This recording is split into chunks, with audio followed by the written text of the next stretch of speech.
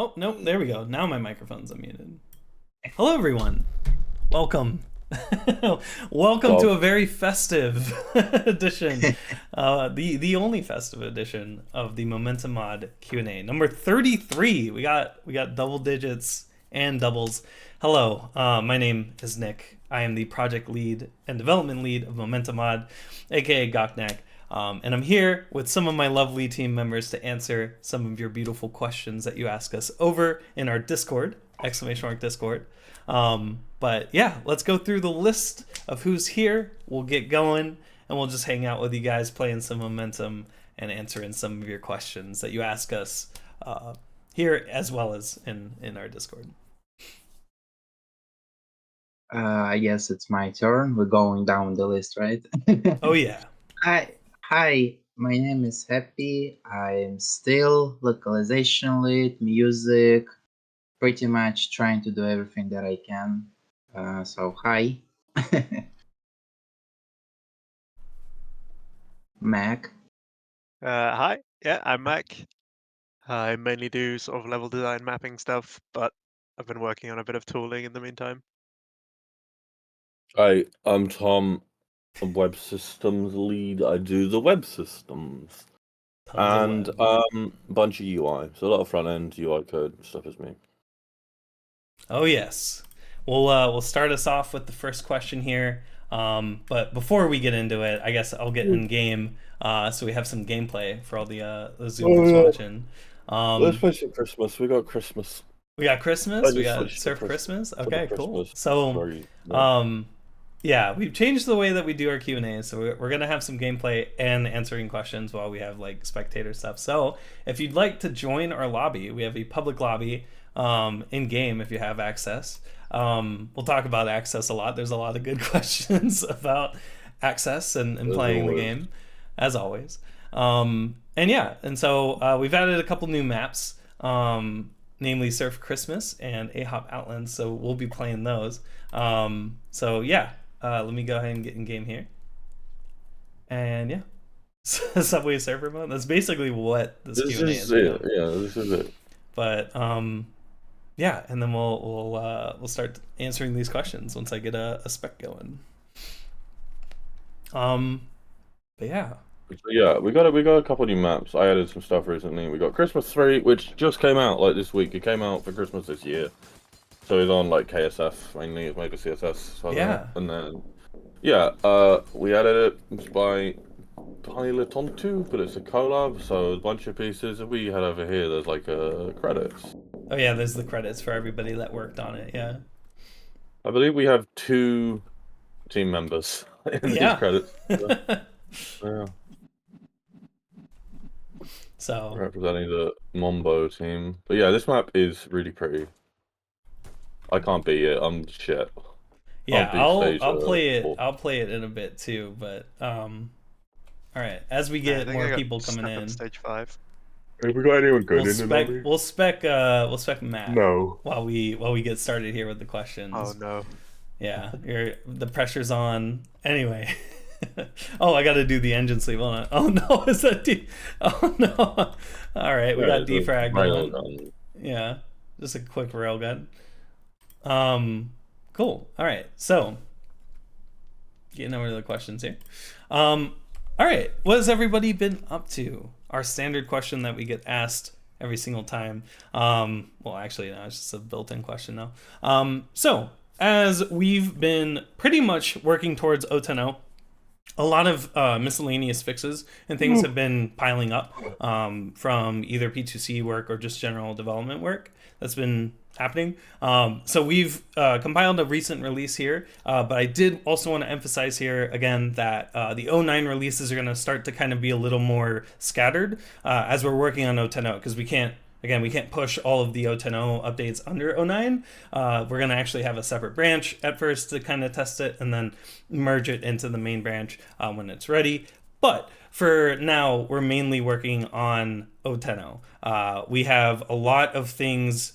Pretty much, you've probably seen a lot of Tom's work on the website and front end, and that is playing directly into a lot of what we need done because we can't have a bunch of maps and like all these beautiful features that are coming, new zones, right? New zone format, tons of new in-game UI. All of this ties together with the backend, right? We need to have our backend and then eventually front end updated to have all of the things that we need. So Tom's been doing a lot of great work. They'll talk more about that work. You maybe even have seen it on the streams that have been happening on the channel. But for the most part, right, like a lot of our work is focusing on O10O systems and O10O code that we just can't ship right yet because it'll break existing stuff. So that's why, you know, we're kind of more hush hush nowadays, because we're just primarily focused on this, and it's going well. We have a lot of great work happening behind the scenes with the C++ side of things. We have a lot of great public work done by Tom that you can see on this channel in our past broadcasts. And realistically, it's you know, it's a lot of momentum development. And I think there's a question about this too. A lot of momentum's development is a slow moving ball, right? Sometimes it picks up speed, but it is going, you know, downhill in varying speeds. The hills are different, you know, you don't know what's coming up, but it is constantly moving, but it might be slow at times. So the main thing that we're trying to focus on is just getting to O10O, first of all, as you know, as quickly and, you know, efficiently as we can, but also just making sure that you guys don't have a broken game that you're playing in the meantime. So that's why we're just kind of like pushing, like we're working on it and going to push it to a branch and have people help test that, and then get it merged in once it's ready, along with the wipe, with the new maps and testing out all of the new systems. O10O is going to be a big boy. It's going to be a big boy update, but it will be incredibly stable, I think, probably within the first week of dropping it, because of the approach that we're taking here. No, there might be some stuff. I mean, there's going to be a lot of stuff changing at once. I think it will be all right, but like the main thing is, we'll be doing some tests of it. Yeah. I'm not sure how much we're gonna fuss about. Well, deploy, and there to be like our first, you know, prod deploy of the new backend, which I think should go okay, but we'll see. If there's any hiccups, I'm not super stressed about that. It's not like a 1.0 where that shit's gonna be fucking nightmarish, because we're gonna have like so much to worry about there. And if stuff goes wrong with the 10, I'm not too fussed. But like, the main reason we're not doing stuff on Steam right now is just that, with playtest, we don't want to break stuff for everyone. If it wasn't for playtest, maybe we would have more stuff live on Steam now. Though right now, everything is kind of like just all over the place. Like there's all this stuff getting reworked that just hasn't got like perfectly wired up yet. And like with a system game like this, where you have back-end systems, and then a lot of different sort of component parts of the game that all need sort of wiring up, that's sort of gradually getting there. There's also the game UI, obviously. Then the back end and front end deployed. There's like, it's gonna be. We were hoping to get a kind of separate Steam branch out a bit sooner. I would have liked to have it out by the end of this year, but the reality is that like there's so much stuff that's like annoying to tie together that like I can get a game build going that like works with the new backend in our current game, though like the map selector still needs a bunch of work, but like there's not much benefit to it. Like it's kind of, we do kind of need to get like until run submission and stuff is done, which I think really has done a decent amount of work on, and until like the UI is at least like usable. There's not a whole lot of point to getting stuff. I would like to get a bit further with that, and some of the stuff we've been discussing the last couple of days has been getting some of the work moving forward on the map selector and in-game UI changes we're doing. So once that's done, I think we'll be in a bit of a closer spot to be able to get the new thing out. But hard to get anything out of Steam right now because it's just so broken and all over the place. Yeah, it's tons of different systems just interconnecting. So we got to make sure that it's. Well, I mean, we'll be doing rough tests on, like I think we'll convert or just host like another API backend on the current VM, and then just test on that just to see the full like workflow of it, and then we'll be pushing it live and letting everybody kind of help test and break things. But it's going to be really exciting because there's individual work being done for each of the pieces, and it feels like a lot, but it will start to click into place really quickly, and that's kind of how momentum was when it approached. I mean, like when I was doing the senior project, right, in my university and stuff, it starts to click together and feels better and better and better, and you start to see where things are like not as polished, and you can clean it up. So a lot of great work's going to be going into just like a lot of the polish later on, but like getting a lot of the core systems in place, right, hooked up, working together. Maybe there's some visual bugs, whatever, but like getting it working and then shipped out to you guys is our top priority. So but yeah, I mean, we're taking it easy. It is the end of the year. A lot of people are away on vacation, visiting family. I had that past week pretty much. So, you know, it's completely fair that towards the end of the year usually kind of slows a little more. But, you know, as the new year kicks around, it starts picking back up again. And yeah, I mean, 2024 is looking really good. I think O10 is absolutely going to be ready for it. And yeah, we'll get O10 this year. Yeah. It's not. Yeah, I it's mean, not going to take. I think it'll probably be. Yeah, it's always dangerous putting deadlines. I think it should be. Yeah. Yeah, we've done a good amount of it already, but Yeah. Yeah. But yeah, that's I guess kind of the main update, right? Because it's other than that, there's you know, there's smaller things that get done kind of every day. You could see that with Tom's streams, but realistically, the whole grand scheme is O10. That is what we're up to. Everybody on the team is fully on board and full, you know, steam ahead on it. So yeah, I'm just looking at some of the stuff that Peen just committed. Peen's working through the zoning UI at the moment, so that's going to be great. The new zoning UI is kind of, it's a little bit more complicated in certain ways, but also a bit easy to understand, hopefully, and more powerful and nicer to make the actual zones. Right. So that's nice to get done. It's hard to say what's going to be like with hammer and hammer zoning stuff, but we'll see. Yeah. Like selecting tracks and stuff like that. That'll be fun. But yeah, I mean, for me, like a lot of the last month has actually just been because the front end has been in such a bad state for the last, basically since it was first worked on in 2018. I think I mentioned this a bit last stream. I think I was just getting started on this when I was talking about this last month of reworking a bunch of front end stuff to make it less awful. Because it just wasn't well made at all at first, and it just needed drastic cleaning up. So I've been doing that drastic cleaning up, and stuff's a lot more simplified now, and yeah, less horrible to work with. So I'm kind of like just gearing up to like, on latest stuff, and you know, it's especially in and we actually managed to get rid of the dependencies that were making it so hard to get onto the latest stuff, like Nebula, which had like the most. Well, it wasn't too bad, but you know, whenever you start doing like npm overrides, something's gone really wrong. Then yeah, those are gone now because Nebula's gone. That thing's a pile of shit. It's actually quite good in some ways, but like out of date, and the company doesn't make any money off it anymore, so they just completely ignore it. So yeah,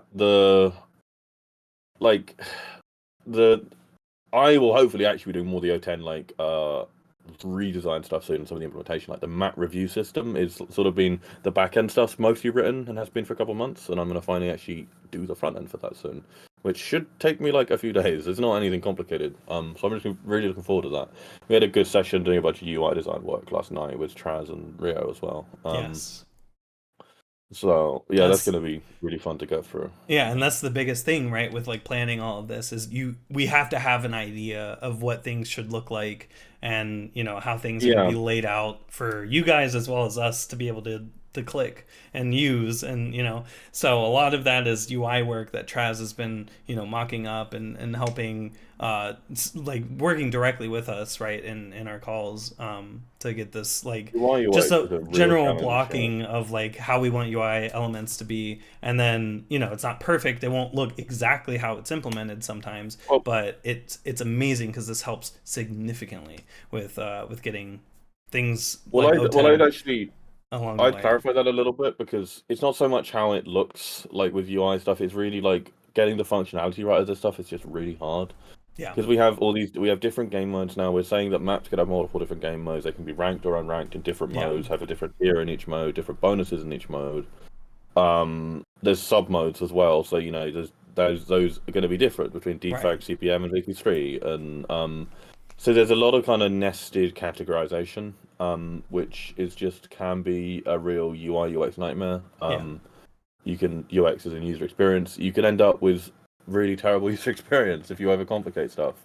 And so much of it has just been kind of like finding ways to make this kind of system that's designed to be extremely flexible and handle a lot of edge cases still be pleasant to use in the most standard cases. And most maps don't have multiple modes, though I guess defrag and stuff like that kind of will because it has multiple sub modes. But most stuff isn't playable in like bhop and rocket jump. Some stuff is, but not much. And so like the getting stuff that looks good is kind of easy. Not easy, but like I would say, it's the hard part is getting it not be overwhelming for the user or just downright like unpleasant to use. Right. But I think we're in a decent spot now. But a lot of that's the stuff that is hardest to like get everyone on the same page about as a team. It's just kind of lots of really annoying decisions and complicated edge cases to handle. It's kind of we've done this for like a lot of the design part of like the systems of like how we want the zoning and stuff to work. But now when you start doing UI, you kind of have to come back and do that yet again, sort of, because with UI, like you're not just trying to design a system that's like sort of very functional and handles all the edge cases correctly, but it's trying to just be pleasant to use in like dozens of different cases. So you're just dealing with these endless different variations of stuff, and it's like fucking exhausting. Sorry, I swearing like a sailor. But yeah, it sucks. Yeah. But that's why it's a matter of getting a rough design, implementing it, and just iterating on it. Because nothing's really going to be final until you really get it in place. It kind of isn't. Actually, sorry to contradict you. That's kind of the opposite of this. With these, you can't just like wing it. Like you can't just iterate. Yeah. You have to actually get like stuff that makes sense from the start. You can't just like, because when you have like expanding categories and these sort of nested categorizations, it just doesn't make sense to be like, okay, let's put all this stuff here, and if we need to add further stuff, we can just add it. No, you need to make it make sense kind of from the start, because otherwise you just get stuff that's either overwhelming or just kind of just unnecessarily complicated. Right. And so you kind of can't do that kind of iterative process quite as much. It's kind of you need to get mock-ups that kind of make a lot of sense from the start. Like I can do with Simply UI, I do that more kind of iterative thing, right? I'll start working on stuff I don't necessarily need mock-ups, I'll just do it. Right. And then I'll, get user feedback and iterate. With the harder stuff, like, and this is kind of really the crux of like hard UI UX work, is you kind of don't get to do that quite as much. So no. Yeah, that's a good point. Yeah. I suppose like all of the details and how it finally looks and feels is something that actually after implementing it is something that you can iterate on. But yeah, for sure. Like we need to know what like data needs to be there, what functionality, but it's kind of the opposite of the kind of minimum viable product then iterate pattern of software development, which is kind of the laziest and easiest way of doing software development, right? You do your minimum viable thing, you get something that kind of works, and you iterate on it and add it. And I actually think that's a harmful process when it comes to making UI that like is genuinely complex, that doesn't get so tied up in handling every edge case perfectly that it becomes horrible to use. That's much harder, and it's not as linear and iterative. So, yeah, so a lot of planning, as you can see, and that's stuff that we can't even really. This it's hard. It takes a lot of time, but as we're finalizing a lot of this, it's just a matter of implementing it and then starting to share it with players and seeing how it pieces together, right? So yeah, we'll see like later on with future Q&As, you'll start to probably see some of that O10mo work coming into like maybe a dev build near you, aka on the stream. But yeah, it'll be really fun to show off what everybody's been up to. But cool. Okay, so we'll move on. Thank you, Tom, for clarifying that. We'll move on. I'm being such a pedant there. But... No, it's okay. It's fair to like outline it, but yeah, we'll move on to our first asked question here. Who's gonna read? Matt, you want to do it? I can do it. Yeah, you can read this time around. Xuxio, what is the point of closed testing? Why not make it open? Right. We get this question pretty much every day. Like pretty much every day. So the entire point behind Momentum's drip playtesting that we use is we only release once, right? If we were to completely open the game right now, people would think it's done, or at least for the most part, they would think it's done. There's actually another question that touches on playtime. We aren't expecting people to grind thousands of hours, beat every map or anything, because we don't have every map yet. Like, there's a lot of core systems that we just spent a lot of time just now talking about that need to even be implemented, redesigned, right? Re-implemented in some cases. It's a giant test right now. The point of it being closed is that we have fresh feedback over time because we control how many people are coming into the game, which is nice, because if we have everybody in the game right now, we just get everyone asking us for more maps, or everyone telling us that one thing is broken that we already know about that's being redesigned or re-implemented, right? So the main reason why it's closed is because it just allows us to slowly bring more and more people in. And while, yeah, it's not the most effective way, like efficient way to get, feedback, I know it's really annoying that there are people that would probably be giving us very good feedback that are waiting in line patiently, but it is the most fair, right? The only other way that we could do this is by generating so many fucking Steam keys that it's like we basically would be almost blacklisted by Valve, because we have roughly 40,000 people, or no, it's probably more like 32,000 people waiting to get into the game right now. And like Steam only really allows you to generate like 10,000 Steam keys at a time. But we're not talking keys, we're talking playtests, aren't we? What? Yeah, sorry. Yeah. Playtest. Yeah, but we could let everyone into playtest if we want. Right. It's just the matter of we don't want everybody to give us the same feedback at the same time. We want really slow feedback over time, because there's a lot of people that are coming in that are very excited for the game but realize it's not done and then don't give us feedback, and that's whatever. But we have the slow churn of 50 a day right now gives us more and more over time. But the whole goal, right, is to have people just constantly giving us feedback on the newer things that are coming in. As well. So like with 0.10.0, we have new systems and stuff that are coming in that we're going to need fresh eyes on, as well as some of the veterans. But that's the whole goal there. It is really raining. I'm actually going to close my window real quick. Yeah, I'm going to give a hot take, which is that we don't really need any feedback right now. Practically all the feedback we get isn't useful. We have most of it tracked already. It's very rare that mappers, sure, but for most common playtesters, it's rare that we actually get anything that is useful to us, because most of the changes we've made in the last sort of year to Momentum have been kind of smaller things that has been, in some cases, good to get feedback to, but like the stuff that we want feedback to is currently in the works. It's on this dev branch that we're talking about that is not on Steam. At 0.10, we're going to need way more feedback, and it'll be more helpful. Also, I'll get to that.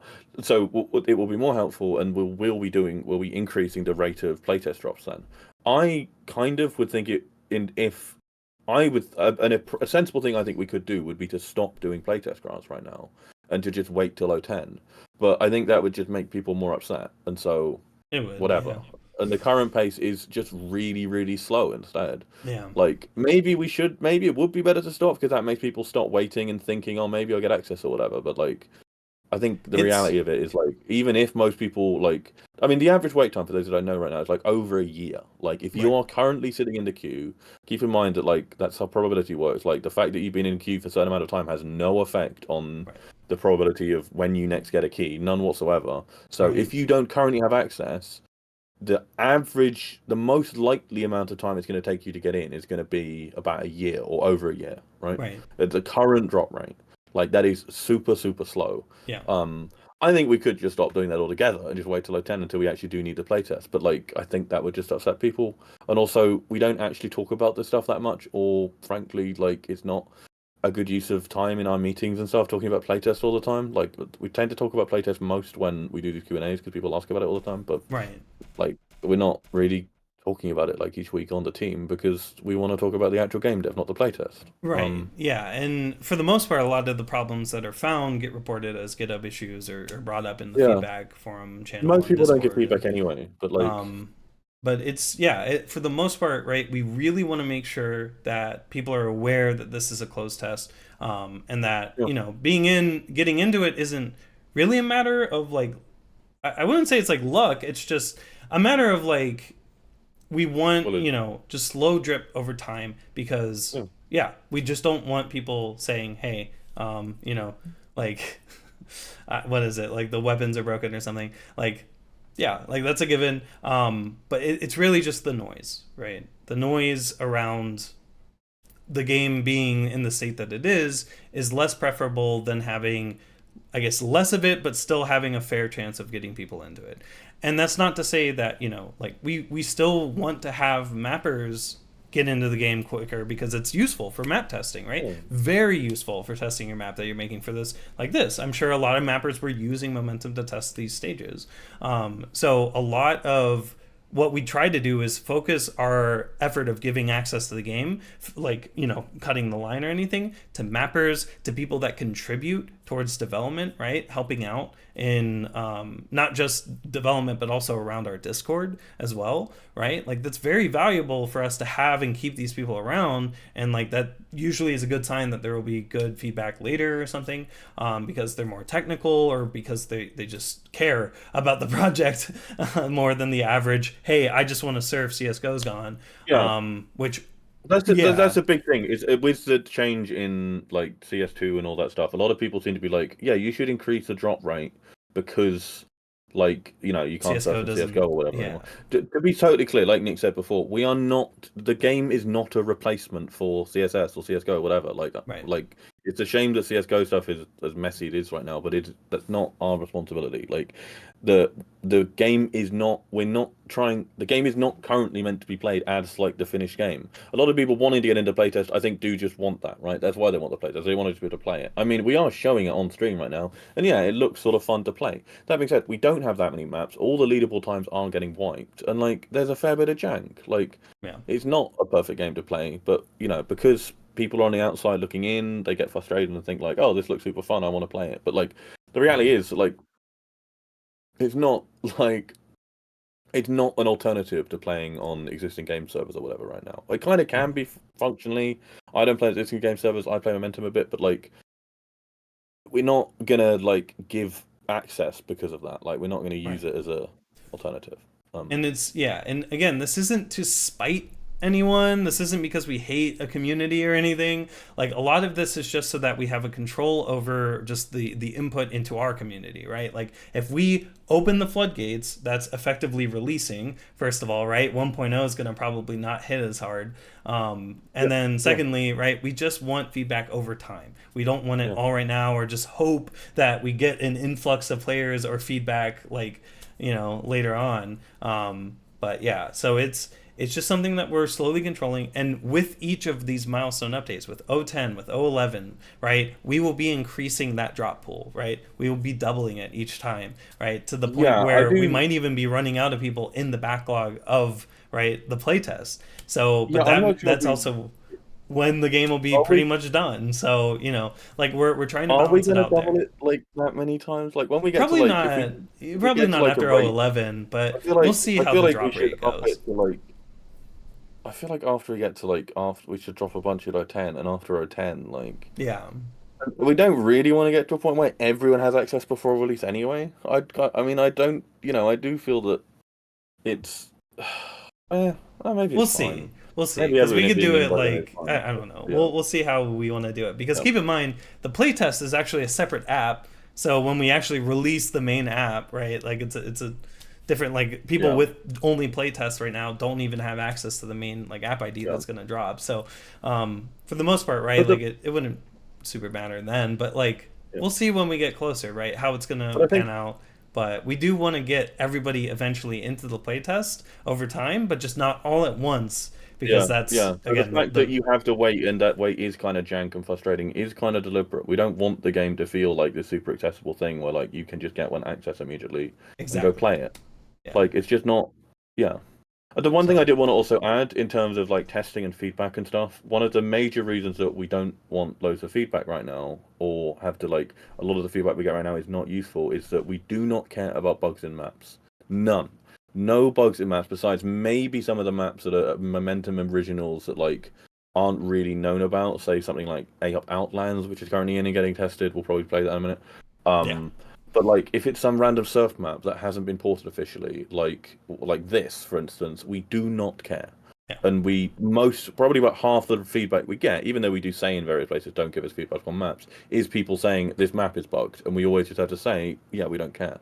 It's getting ported from scratch in the future with a new zoning system with much more precise guidelines on porting stuff. So like, it's kind of having the more people we get, the more people we just have saying like, oh yeah, this map is broken, which is not the end of the world, just people giving bad feedback, but like, no, it doesn't help, or and it does not relevant feedback to what we need. It's still good feedback, because like some people even have like steps on how to like see it, which is awesome. But yeah, map related bugs are just not a priority right now. At O10 we will start to care about that. At O10, after O10, if you the main reason will be that we'll have map testing, so a lot of maps that you'll be able to play won't be in the game fully yet. They'll be in the submission process. Yes. And so if you want to actually get more involved and sort of be contributing in a way, you can just be testing maps, which you'll be able to do that from in-game in the map browser. You'll just be able to go to beta maps or test maps, whatever, and select maps and give feedback from in-game from our website and tell the person porting the map or making the original map, like, this zone is bad, I got stuck on this ramp,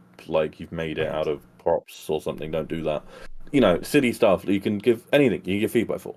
So that then, feedback on that stuff is useful. And if you find bugs in maps that have gone through the submission system and then got accepted, and then you found a bug after it's been through submission, it's much better that you say something about the bug before 1.0, right? Because leaderboards are getting reset at 1.0 anyway. So bug finding then, ideally we want to find bugs in submission, but inevitably you find some stuff that comes up outside of that.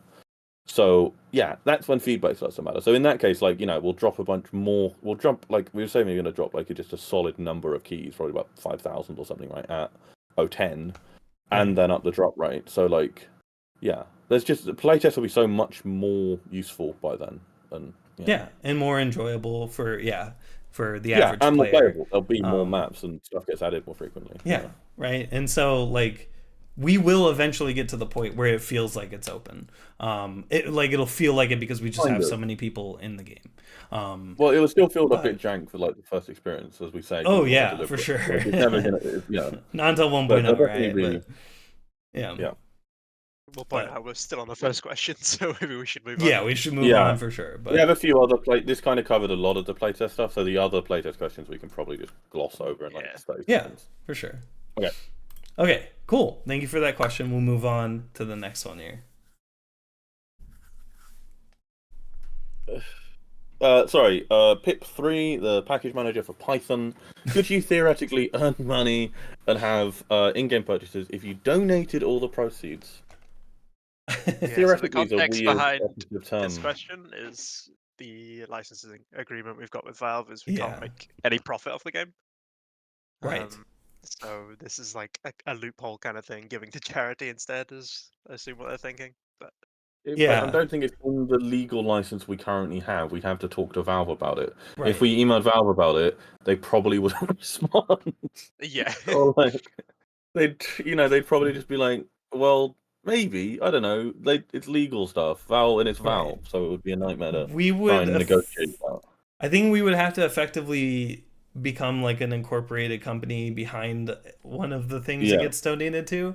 There's something like that, or like was it nonprofit, or there's a whole charity scam thing I was watching Carl Jobs videos about. But it's like you would effectively have to become like a foundation behind one of the charities that you'd be donating to, and then properly do all of that. The main reason I wouldn't want to do that mainly too is just like there's I would rather do like a charity drive rather than base the entire premise of buying things in the game to supporting a company or supporting a charity, because it just feels disingenuous. And then there's also just a lot of like, oh, are you sure the money's going there, or is it to the right cause? And then you start putting a lot of like, okay, why am I really buying this?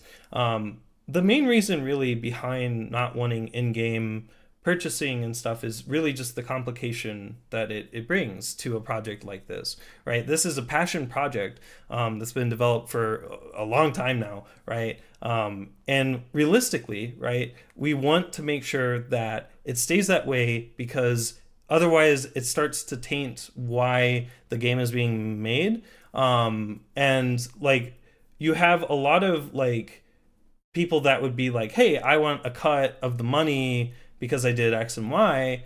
And it starts to complicate how much they actually should get. And then you have a question of like, what about all the maps that you have in the game? Because that's technically the actual like content of the game. So then you have to pay all of them. And that's it. I'm not against paying mappers. It's just that like, why, or how much of a cut do you get? How like it starts to complicate all of that. And when it's just a passion-based project, because people make maps out of passion mainly, right? People, like this game being made out of passion and free, and was graced by Valve with an engine license, right? Like that's all part of just like, this is going to be hopefully one of the go-to places for surfing, bunny hopping, all of the supported game modes.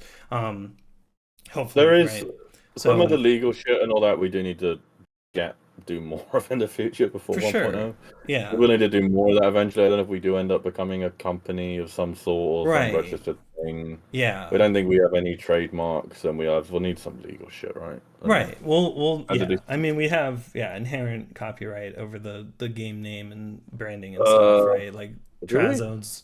Like there's inherent copyright, I think. For anything that you create, you have the copyright ownership of. Trademark is something you have to file for, though, which we could. Yeah, we don't. I mean, we could trademark There's also, momentum mod, but like but realistically, yeah, like we will be yeah, we like don't have a not privacy policy yet. yeah, we don't have a privacy policy. We don't have like What can I call it? terms of Also, service, which is community guidelines as well, like a legal version of that, like written down somewhere. So we have a lot of like that to do before 1.0, but realistically, I don't want doing the to like form hardcore, major company taking money day in day out, have to pay taxes, have to pay like all of that. I don't really want to have to deal with, and I love the idea of this just being passion, so donations being a passionate way to pay us, right? It's at a very passionate way to give us your money. What are you talking I'm about? talking about it not being a requirement, right, to get something. It's rather just out of passion. You like what we're doing, so out of your own passion, you give us your money in a donation, as opposed to like a transaction, right? So I like that, because then that goes towards the team and maybe potentially future server costs. But like, and we could be extremely transparent about it with that, just in the sense of like all of our receipts are public, right, with everything that we do with the money. So that setup has always been, and that's okayed by Valve. Like, we can take donations, but we can't. Yeah, we can't. We can't make any money from the game. And like eventually, we could have things like, here's our server costs every month, and if they're reasonable, right? we want to do that. Yeah, like we don't want you paying to the fucking things. Right. So yeah, like and then like eventually what we want to do too is like make it easy for people to donate to mappers that they enjoy the content of as well. So like if a mapper has a Patreon or a PayPal me or whatever link, that could be prominently featured in either the tab menu. So we can have that be kind of an avenue for mappers to get a cut of that passion, hopefully. So there's also LinkedIn. You can link your LinkedIn. So you can. If you're looking if for you want a job, you can link your LinkedIn. You can get hired on that. It's pretty cool. I can't wait for the new dashboard. It'll be very fun to use. Yeah. But yeah, so. But I kind of feel is a slightly sort of, I don't know, as a sort of simple form of anti-capitalism. I like the fact that like momentum is not a thing that like you can put money into and it goes faster and you get it sooner. Like, I kind of appreciate stuff that like Kickstarter and stuff has worked pretty well for some projects in the past, so it's really also gone really badly in a lot of ways. And I imagine that momentum, if it got given a bunch of money from someone like 5 years ago, I don't think necessarily would have worked. I don't know if people like if you or other people would have been like organized or mature enough, I don't know, to like handle setting up like a whole game company or whatever. Then like there's so much like complexities that it's clearly really hard to do. Yeah. So it gives us a bit more sort of freedom and less stress. But also, like, if people like wanna, sometimes people say about the playtest, like, I'm annoyed that someone said this the other day. I'm annoyed that I can't get into the playtest because if I could give you money for access, I would. And therefore, that makes you like more entitled to it or something. Right. Like, Yeah. I like the idea of Momentum is a project that I don't care if you've got money. Like, like if you want a game to come out sooner, come help work on Momentum. Write us some front end code or whatever. Like Right. that's the thing that gets Momentum actually out, not money. Like Right. no one giving us money on the Open Collective. That doesn't affect the pace of development. I would say at all. Maybe a little bit. Like some of the hardware stuff is nice and Yeah, makes the work a bit hardware better and hardware kind can of help, motivating. yeah. But we've not done that much of that. And like I think for the most part, like it's not a thing that's like gonna get the game out any sooner.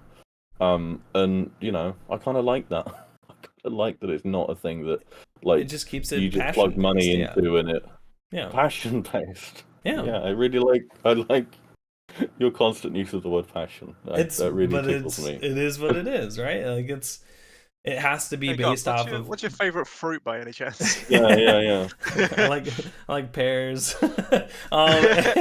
Anyway, yeah. There's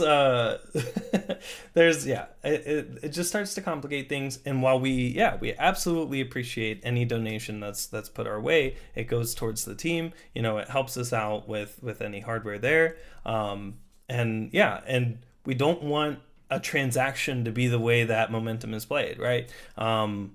Like I don't see us selling any cosmetics or anything like that either. So, yeah. It's really hard to do that well to get like an economy that kind of works. Like if you just sell skins, like that just devalues the skins. Like if I see someone with an expensive skin in Fortnite, I think, wow, this person's a chump. They bought an expensive skin in Fortnite. Like it doesn't make me think any better of them, or it's not impressive in any way. Like this person put some money into like Fortnite. They could have given that to like a food bank, or bought some nice shoes or something instead. Like, come on. Don't buy the skins. And buy the shoes. just a note on this too. All of the cosmetics in the game will be earnable through in-game currency. So whenever you gain cosmetic XP, you also gain a certain amount of cosmetic currency called units, which are the units on our channel here on Twitch. And those will be used to buy whatever you'd like from the store there. And the idea behind that being that if you see a cool, really awesome skin, it's probably because that person played a ton, right? And they earned that. And that's the whole point, is that you've played the game a lot. And that's how you get it. We were discussing this a bit last night, because I've been quite concerned for this system that like we could potentially sort of devalue the skins and stuff if we have anything really garish on launch or something, like easily to unlock and also obnoxious.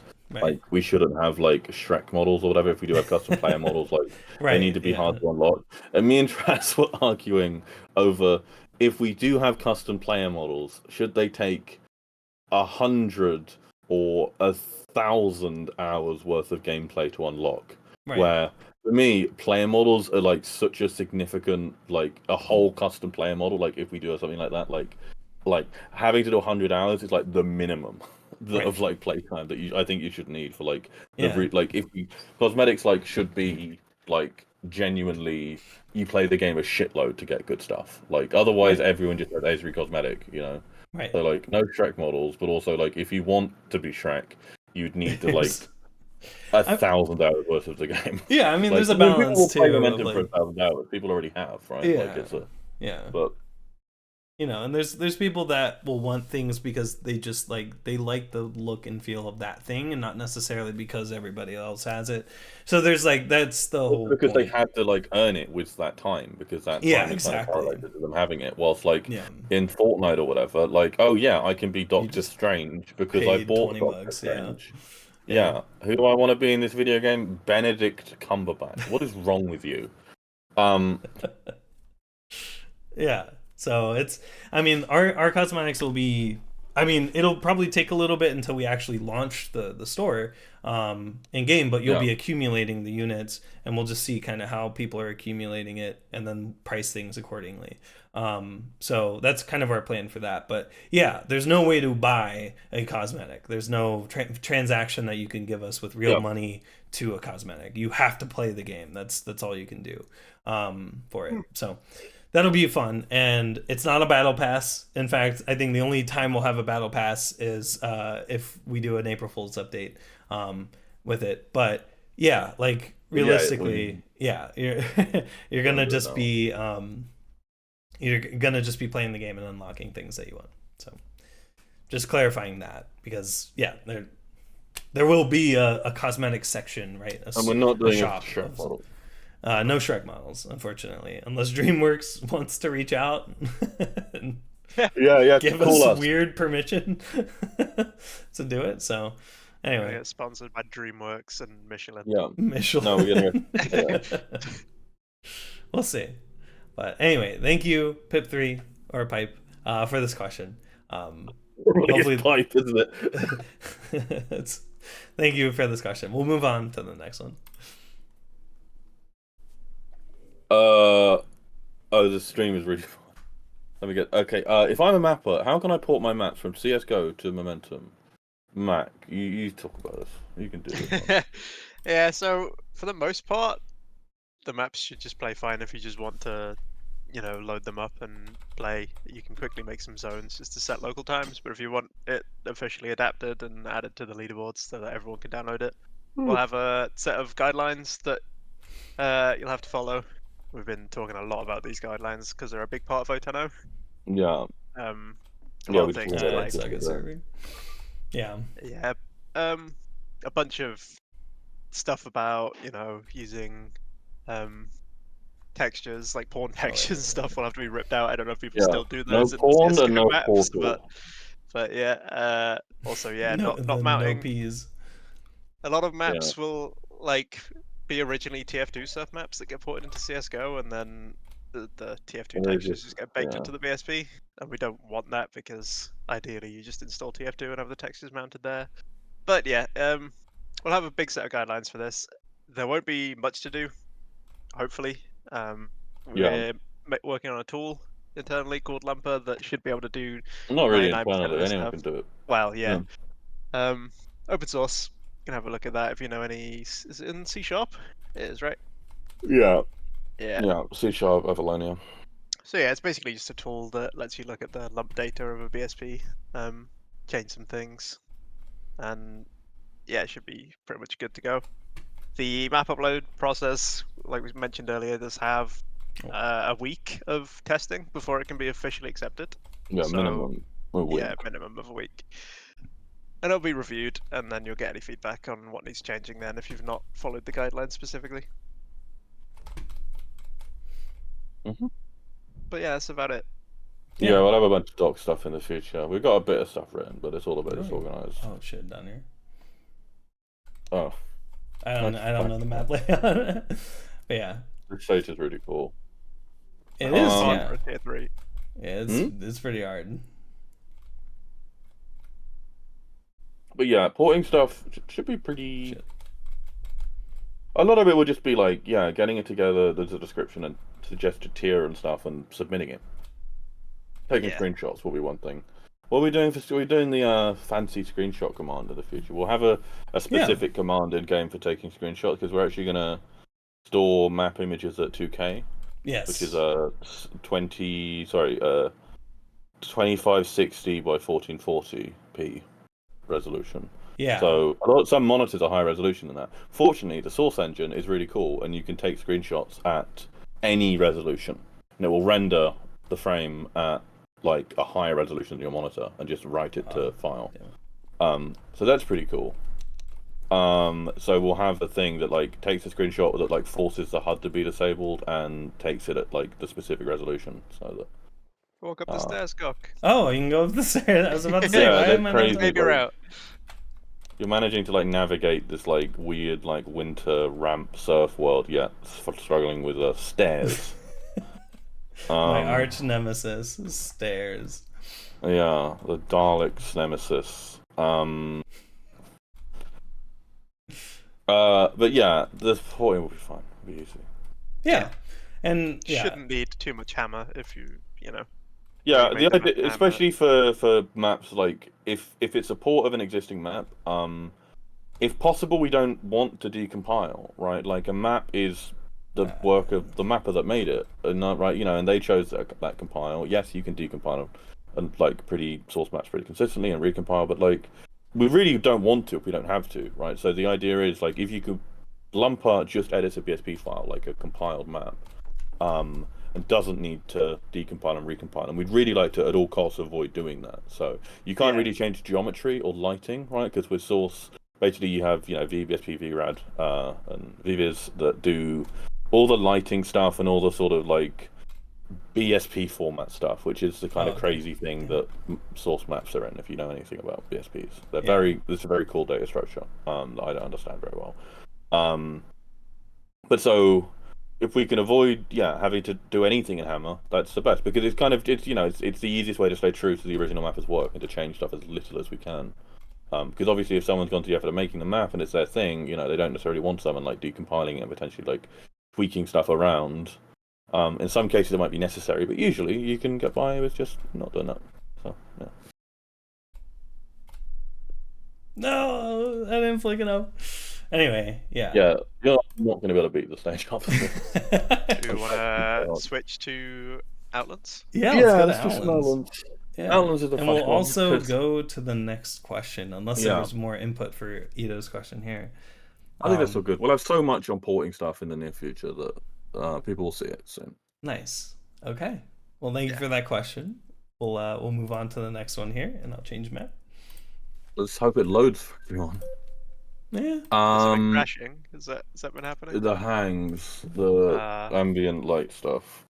Is it loading for me? Let's see. Mine's currently at 95. Why not loading? Oh no, I got it. In about 10 years, I can't remember where the hell you got on this map. Yeah. Yeah, it's complicated. Okay, Forced asked, if you made content /video/stream for surf, bhop, tricksurf, and other modes, are you allowed access, or is it only the FAQ requirements? I'm going to answer this real quick, and that's a bit quick. The requirements in the FAQ requirements are the requirements. Like, we used to have the map thing, the streaming thing a little bit in there, like streamers could get keys or whatever, and we took it out because people would just use that as a way to get access, and they had no intention of streaming. And if they just had a little stream, they'd be like, oh, maybe I meet these requirements, I don't want to stream the game, but I'm going to just say that. So it's not in requirements anymore, so no is the answer, I'm afraid. Also, we don't really want lots of like attention, eyes on the project right now. Can be good for getting new devs, sure, and I'm hoping that we get more interest in that kind of stuff after 10, when we will get more eyes on the project. It's a really big update, and hopefully that attracts more people. But like overall, like just getting random people to hear about the game, like right now, I don't think it's like super important. It's kind of, we just need to get more people sign up for playtest. But a lot of the time, it's going to just be more people waiting for several years. Like, at least that has been the case. Like a lot of, and like it's it's cool that if people get interested in it, but if it is like, I don't know. I think we could like easily.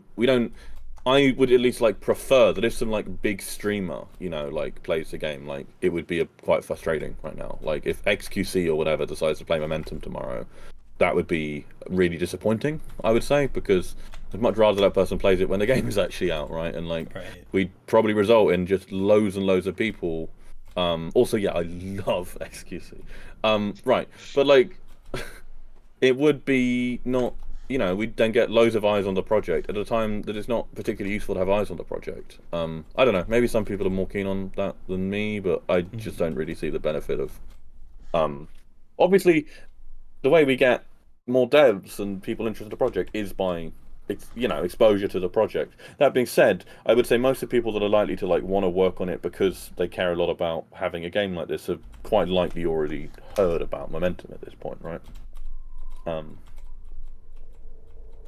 But if anything, I'm kind of hoping 010 is a good sign, like to some people who have been like interested in contributing, but like haven't done that much, or might have just seemed like the project isn't going where it's taking too long. I don't care about contributing. Hopefully, we do 010 really well, and people see 010 and they're like, oh yeah, this actually looks like worth contributing to. That is just my that's how I get to sleep at night. The prospect of maybe one day having another front end dev. Please, I'm so bored of front end. Yeah.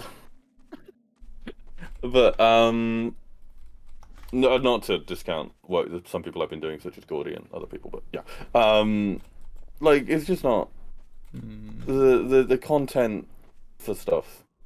I hate the word content. Yeah, but yeah, please don't tell XQC about the game.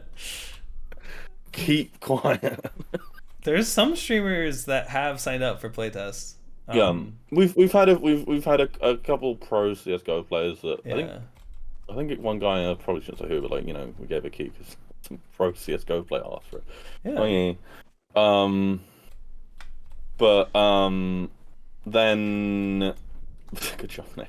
I soft logged myself. It wasn't Rops. I wonder if doesn't Rops do movement stuff? I like Rops. Rops is definitely one of the best, most interesting CS:GO players. Anyway, yeah, sometimes you get people with loads of viewers, and it's just like, you know, we'd much rather get that when the game's closer to done. Oh, Rops does KZ. Okay, yeah. Oh, I like Rops as a CS:GO player, but I heard he did some movement stuff. But yeah, like it would be the stuff of you know, I know that like Launders and people do like KZ and stuff, and like those people like would be awesome to have interest in the project around the time it comes out, right? But like we're trying to make something that like is appealing and polished at that point, right? And that's when we want the eyes on it, not like just random times in development, you know? Yeah. And also I think by the time we do get to 1.0 and we have like a full map selector and consistent leaderboards, like the kind of, you know, for people that aren't just trying to find like an alternative to like a server network to play on or whatever, right? But like, you know, just especially, you know, sort of older players who don't necessarily want to play on game servers all day, such as myself, and like, or I don't know, maybe some pro CS:GO players or whatever. Like with Momentum, when Momentum's finished and polished, like I think it's going to be so much more appealing to like the kind of audience that I really want to attract. I guess maybe that sounds kind of snobbish, but like the sort of like for people that, you know, haven't played these modes or whatever in a while and like aren't like super engaged with like this like the scene, game mode scenes right now, but like we'll come back to that stuff when Momentum releases. Like it seems much better that their exposure to Momentum comes when the game's actually close to done, as opposed to like some random time in development. Not that we don't want them now at all, but like, you know, if there's going to be a time for like a big influx of new eyes on the project, like now's not really it. Maybe kind of 010, but you know, definitely not pre-010. Just isn't helpful. Anyway, sorry, that was a really long-winded answer, but I would say probably the only exception to this would probably be if you're making like tutorials and stuff about the modes that we have, because that stuff's pretty good. And yeah, realistically, I don't think you can make a Conc tutorial without, you know, going to the OG server. And so like there's probably some exception, yeah, there's some exceptions for sure, but like a lot of it's going to tie into that being helpful thing that we have in the FAQ, which I would say making like tutorials and just being kind of a genuine good person to have around in the community would be good to give some key to. But that's people that are just nice and like pleasant, and not so much like if it's easy to tell if someone just wants a key, basically. Yeah. Exactly. Yeah. There have been some people that joined and were just like super engaged, and like I gave them a key after them being around for like 2 days because they were just like, you know, good vibes. It's all vibes based. Yeah. And now I really want to see someone pretend to have good vibes to try to get it. Trying to get over this fence. It's very much a timing issue. Should we move on? Oh, yes. I said I'd like zoom through that, but thank you. Okay. We've got a bunch of like stuff that we kind of covered. Okay. Yes. Cam asked, GTA 6 really coming out before Momentum mod? I mean, yes. maybe. They have. Oh, I guess maybe. They are in like a year, right? When Yeah, it's well, 20. No, it's 2025. I said. Yeah. Over a year. Could be. You know, it might be a race. I don't know. We don't know. We would like 010 is gonna be a big milestone. Once we hit 010, it'll be interesting to see where the next milestones come after that, because those should be a lot smaller, but it's hard to say. It is hard to say, but yeah. Keep in mind that they are also a multi-million-dollar, probably billion, the dev studio that that their everyday job is to work on GTA. And it's definitely a different environment compared to a passion-based project. And while these questions could be funny or whatever, the main thing to keep in mind is that this doesn't help, right? Like asking questions like this, it just doesn't. It's like, especially like if you're on the sidelines that have never like done. If you did like a couple pull requests like years ago, and now you're a bit impatient, I've got a bit more appreciation. But if you're just like nobody.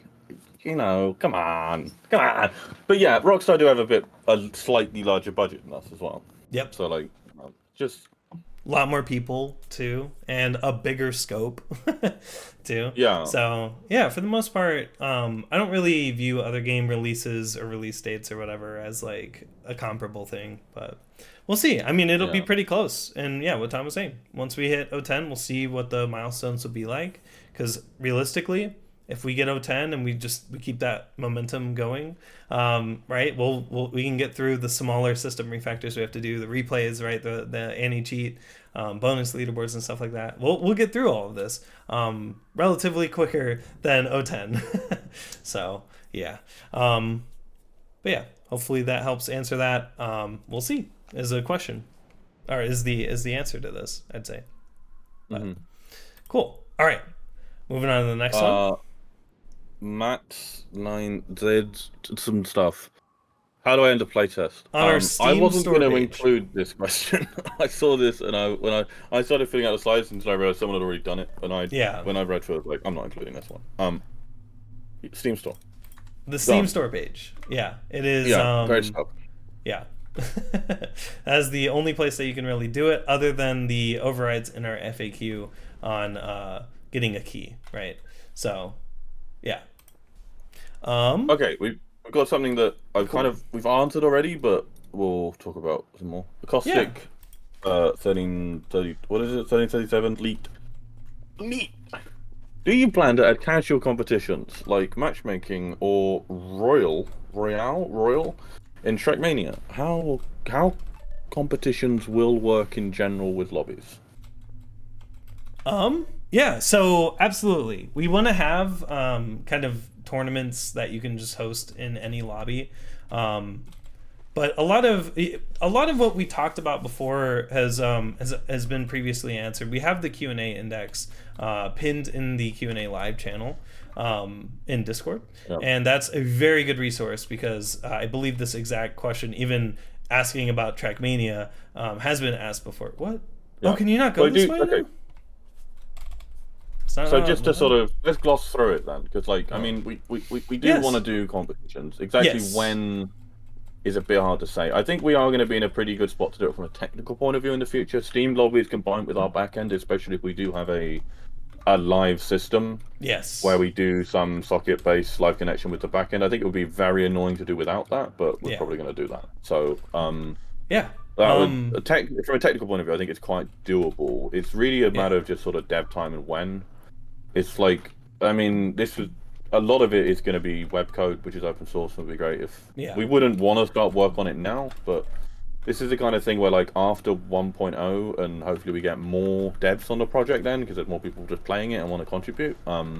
This would be really great to get like if more people wanted to get involved. This would be the kind of like large scale project we take on after 1.0, right, and really sketch out the technical side of it in full, and then who knows how long. And this is where dev effort would be really well spent too, other than the campaign, which is planned for after 1.0.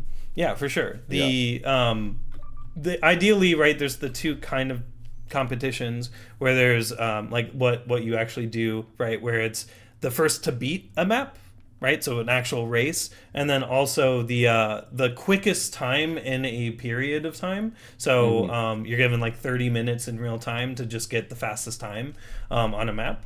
And so those will ideally be kind of the two styles of competition. We might have other styles in the future too, but those will be hostable inside of any lobby. You would just host a lobby and invite whoever you want to it, and host those. We plan to have more UI, making like tournaments very native inside of Momentum is one of our goals, right? We want to make it very easy. You don't need any plugins or anything. You just host it and set maybe a setting in the lobby for it. And that way it knows to use the new UI and stuff like that. But damn, I keep mainly like a lot of state and events and stuff that has to be handled probably by a back end, and like getting a working setup for that. Like with that in place, if we when we start doing a more general sort of session system, like adding stuff like this kind of sounds surprisingly not easy, but like quite a lot of the sort of systems sort of write themselves. Yeah. Like lobby system stuff like this. I mean, it's not going to be hard in certain ways. I don't know.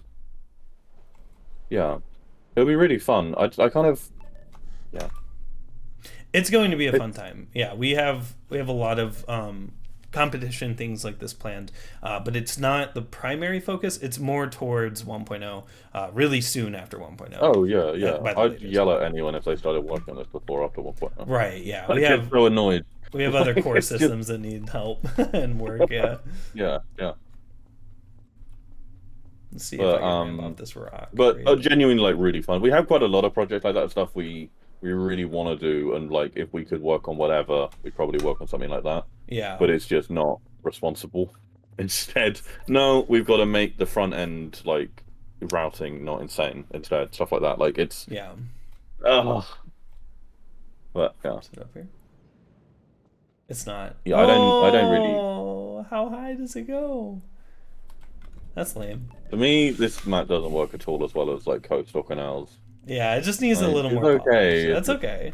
It's. I don't know if it's the map itself too much. I think, maybe the map could be right. There seems to be a few bits, but yeah. Canals and coast are just like they flow so well, you know. Yeah. But oh wow, what is that launch?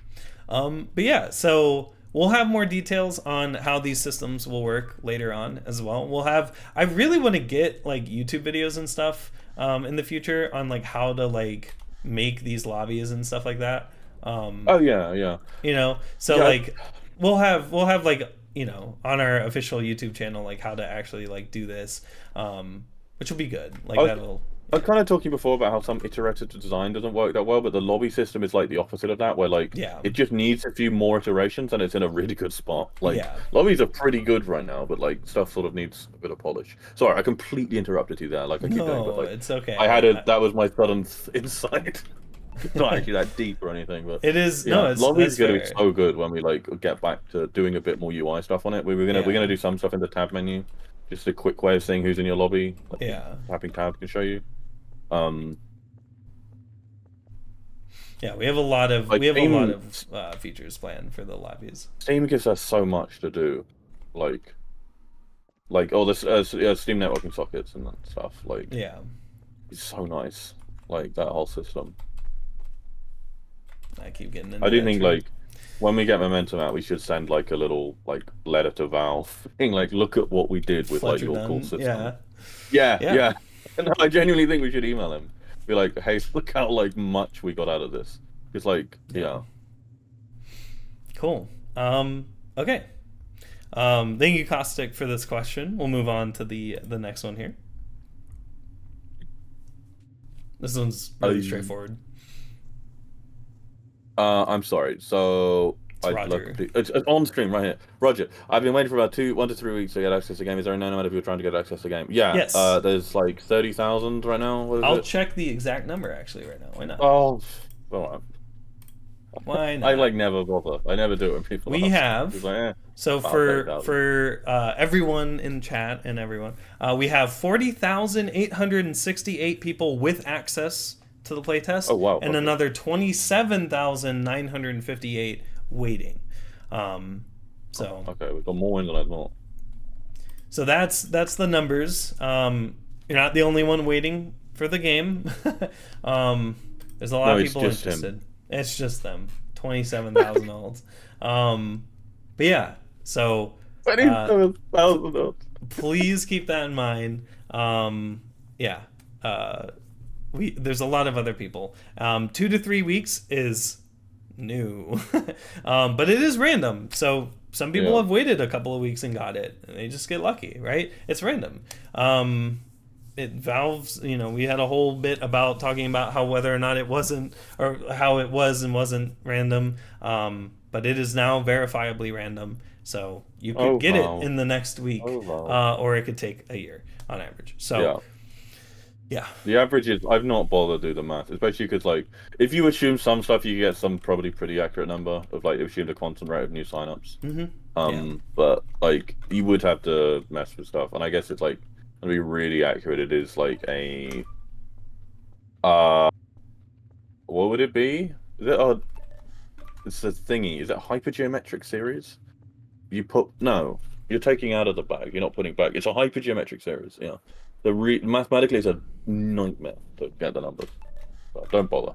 Yeah. Okay. Cool. Thank you, Roger. We'll move on to the next one here. Sorry, I'm getting distracted by an Ahop. I changed the sprint sound for the Zoom to the sprint sound to be my own voice to keep distracting me. Sorry, pishpesh. Is O10 expected to release anytime soon? We kind of answered this all like throughout the stream, right? So yeah. So we are making great progress. Soon is relative, but yes, it is expected to be within I'd say the next year, because we have pretty much all of the specs that we needed to get done, and then we just need to implement all of them and test all of the systems together. So a lot of the implementation done is a lot of wiring. Oh, that too. The UI is really annoying. Yeah. Right. So yeah, we're gonna be. Yeah. What did I bounce off of to get that perfect? Did I just do it again? No, I didn't. The fucking branches. I don't even know what I hit that one time. That was sick. I think I hit this. I might have legit just hit this like part of the tree and it flew me all the way over there. Yeah, no. Oh shit, no, I think I found a consistent launch. Yeah? There's a really good launch on a rock here, but it's yeah. Where was it? Trees are the Oh, I think I found a rock. Got it. Damn, I didn't get the hop off the... Oh, wait, okay, there's a tree here that will launch you in a good direction. Yeah. Anyway, like right but yeah. What was the question? The O10 release? Yeah, it's a bit. It'll be a bit, but ideally we'll start having a branch that you can test out before it's actually even released, if you have access. So, but over time, over in the next Q&As, you'll start to see more and more O10 work. Yeah. O10 is like, we've not really had many milestones like this, I guess, besides the whole new engine stuff, like which was 088 for some reason, right? Because like usually nothing is like a sort of super breaks everything. Whereas this breaks everything, like zones, timer, about half of like UI. Like there's so much stuff that all changes that it's like just layers of stuff to do. I didn't bounce off that rock, right? And yeah, if anyone wants to contribute, we could really do with lumper stuff right now. Like if anyone, any C# people are interested in that, like it's like nice modern C# desktop UI. It's arguably like one of the nicest like frameworks for doing desktop UI. Probably like Towery or whatever, it's kind of better, but yeah, I guess that's just like React and the desktop. But there's other stuff. But like Avalanche is good. Like so, if you wanna do a bit of that, very worthwhile project to contribute to, and yeah, cool, extremely useful. All right, next question. Thank you, Pishpesh, for that. Oh, this is a fun one. This is Wolfboy248 asks, have you ever thought about adding a replay viewer on the website? Yes, actually, this was asked a while ago, but yes, we thought about it. The main thing with that is that the bandwidth for hosting that and like dealing with that is honestly not really worth it. We'd rather have maybe a launch command that can just boot up the game for you to go and view more in depth the replay, because then you can also make save locks and like play from people's replays and stuff. It's more valuable to get you in game, at least in our opinion, because yeah, I mean it's like the bandwidth save and like everything in regards to, you know, a replay viewer, right? I know a lot of it is doable in like WebGL and like, you know. I have to say I think there's more potential to it than that. Partly because bandwidth shouldn't be that big of an issue for us with R2. I mean, it is frustrating because you have to if you ship whole BSP files, like BSPs are pretty large. Yeah. And so you might do some system that like. Yeah. Like it wouldn't cache. Yeah. Like we can't store hundreds of megabytes in your browser cache. But no, you can do and I think there's a limit of but I mean, yeah, you could maybe do a version of BSPs that the backend like generates that is like less stuff, doesn't have like you could get rid of the pack lump probably and maybe not do lighting because you probably wouldn't be using source lighting anyway for a system like that. I don't know, maybe you would. There's stuff for it, like for viewing source maps. Also bandwidth wise, I mean with R2 we don't pay the egress, right? Like, so might actually be kind of doable. It's definitely doable. It's just more of a question of whether or not we want to. And I just don't mean to like. I don't think it's fair to like sort of poo-poo it just based on the the like bandwidth side of it. I think bandwidth we could manage. Yeah. But it is like for devs, like none of the core momentum team are going to work on that. Like if we have core web devs that could be doing other stuff. Don't do that. Like it's just not that important, you know. So like, ultimately, like if people really want to work on that, they can. Yeah. And if open source people are interested in doing that, absolutely get in touch with us because there is definitely potential there. Yeah. It's just and the replay format is gonna be open, it will change soon, and it's already pretty open. It's easy. Like you can. Yeah. I've written a replay parser in JavaScript. Like it's not hard. The main thing would be, it would be a really fun project. If someone wanted to do this, it would be a super fun project. And not necessarily super hard, because there is BSP loading stuff in JS already. You could even do some WebAssembly stuff if you don't want to use JS. Also, you know, we are entering into a new phase of 3D web stuff with the... I lose track of what? It's not web... Is it WebGL, or is WebGL the old one? I think, it's like... There's the web-based rendering stuff is... really cool. Apparently the spec is great and a lot of the new stuff we'll be getting is really good. So, you know, doing 3D browser stuff seems even better now. And yeah, there's JS libraries for parsing BSPs and whatnot. So noclip.website, I think it is. Mm-hmm. So yeah, I mean there's like we have thought about it, and honestly if I didn't care about anything else of momentum and just wanted a fun project to work on, I might do something like that. It sounds really fun. It's just not a good bit of prioritization to do, so it would only really be a thing to work on if someone only wanted to work on that because it's fun and didn't want to contribute to some other part of Momentum's website, which is much more useful. So, but maybe in the future. I mean, it's definitely a potential future prospect. I just don't think not worth the time right now. This does sound fun though, doesn't it? Come on. Yeah, it's really neat, and I think there was somebody that had a fork of the open source one. But for the most part, right, we want you in game. Like it's more valuable, I think, like in my opinion, to be able to click a button and watch it in game. But you have to load the game and then the map. Mm-hmm. But then you also have to load the replay viewer and the map. Yeah, but that's way cheaper. You can do like source. It's a big boy. Yeah, I can definitely see the point of like web viewer for stuff. Like I don't know if people would use it that much. I think they probably use the in-game stuff more anyway. Mm-hmm. But it would be a cool little bonus add-on thing. Yeah, and it's with the site being open source and everything, we wouldn't reject this happening either. But it's just not going to be prioritized by the core devs. We gotta get the main game like ready and out. But it could be something post 1.0 even later. But like. What? How high is the skybox? Oh man. Cool. Okay. But yeah. So, any other input for Wolf Boy's question here? All right. Thank you, Wolf Boy. We'll move on to the next one. It's not a no. It's a maybe, just not prioritized. Sorry, so. a raw pausing in the thing, just real quick, is really interesting. Apparently, the Portal 2 one uses a node. Do you mean Node.js or just a computer? No, that just a computer. Just renders it to a file for you. Yep. Oh right, so then it just has it as a video file. Yeah, and then it uploads well, that you just have to store a bunch of video files. Maybe if you just do that for world record, you could make that work. Yeah. You can do source headlessly pretty easily, right? We've done this stuff like maybe that could work. We end up storing a lot of random records and stuff. I just said records, but yeah. Oh, you can get stuck behind here. Oops. But I don't know. Yeah. Just a bunch of compute, really. Yeah. They can make you do the compute in the browser. That's kind of... Bandwidth gets cheaper and cheaper all the time, whilst CPU gets cheaper at a lesser rate. So, I don't know. Doing it in the browser kind of makes sense to me, if you can. But... Oh, talking of stuff, if we want to move on to another map, we could post some KZ soon. Yeah, we can try. I need the map, I think. I mean... I don't know. Oh, yeah, I think I put it in voice team. Oh, no, I have it in my clipboard. That's helpful. Wait. Okay, here. It's not zoned or anything. I've not even tried loading it, but... Okay. So KZ is in the works.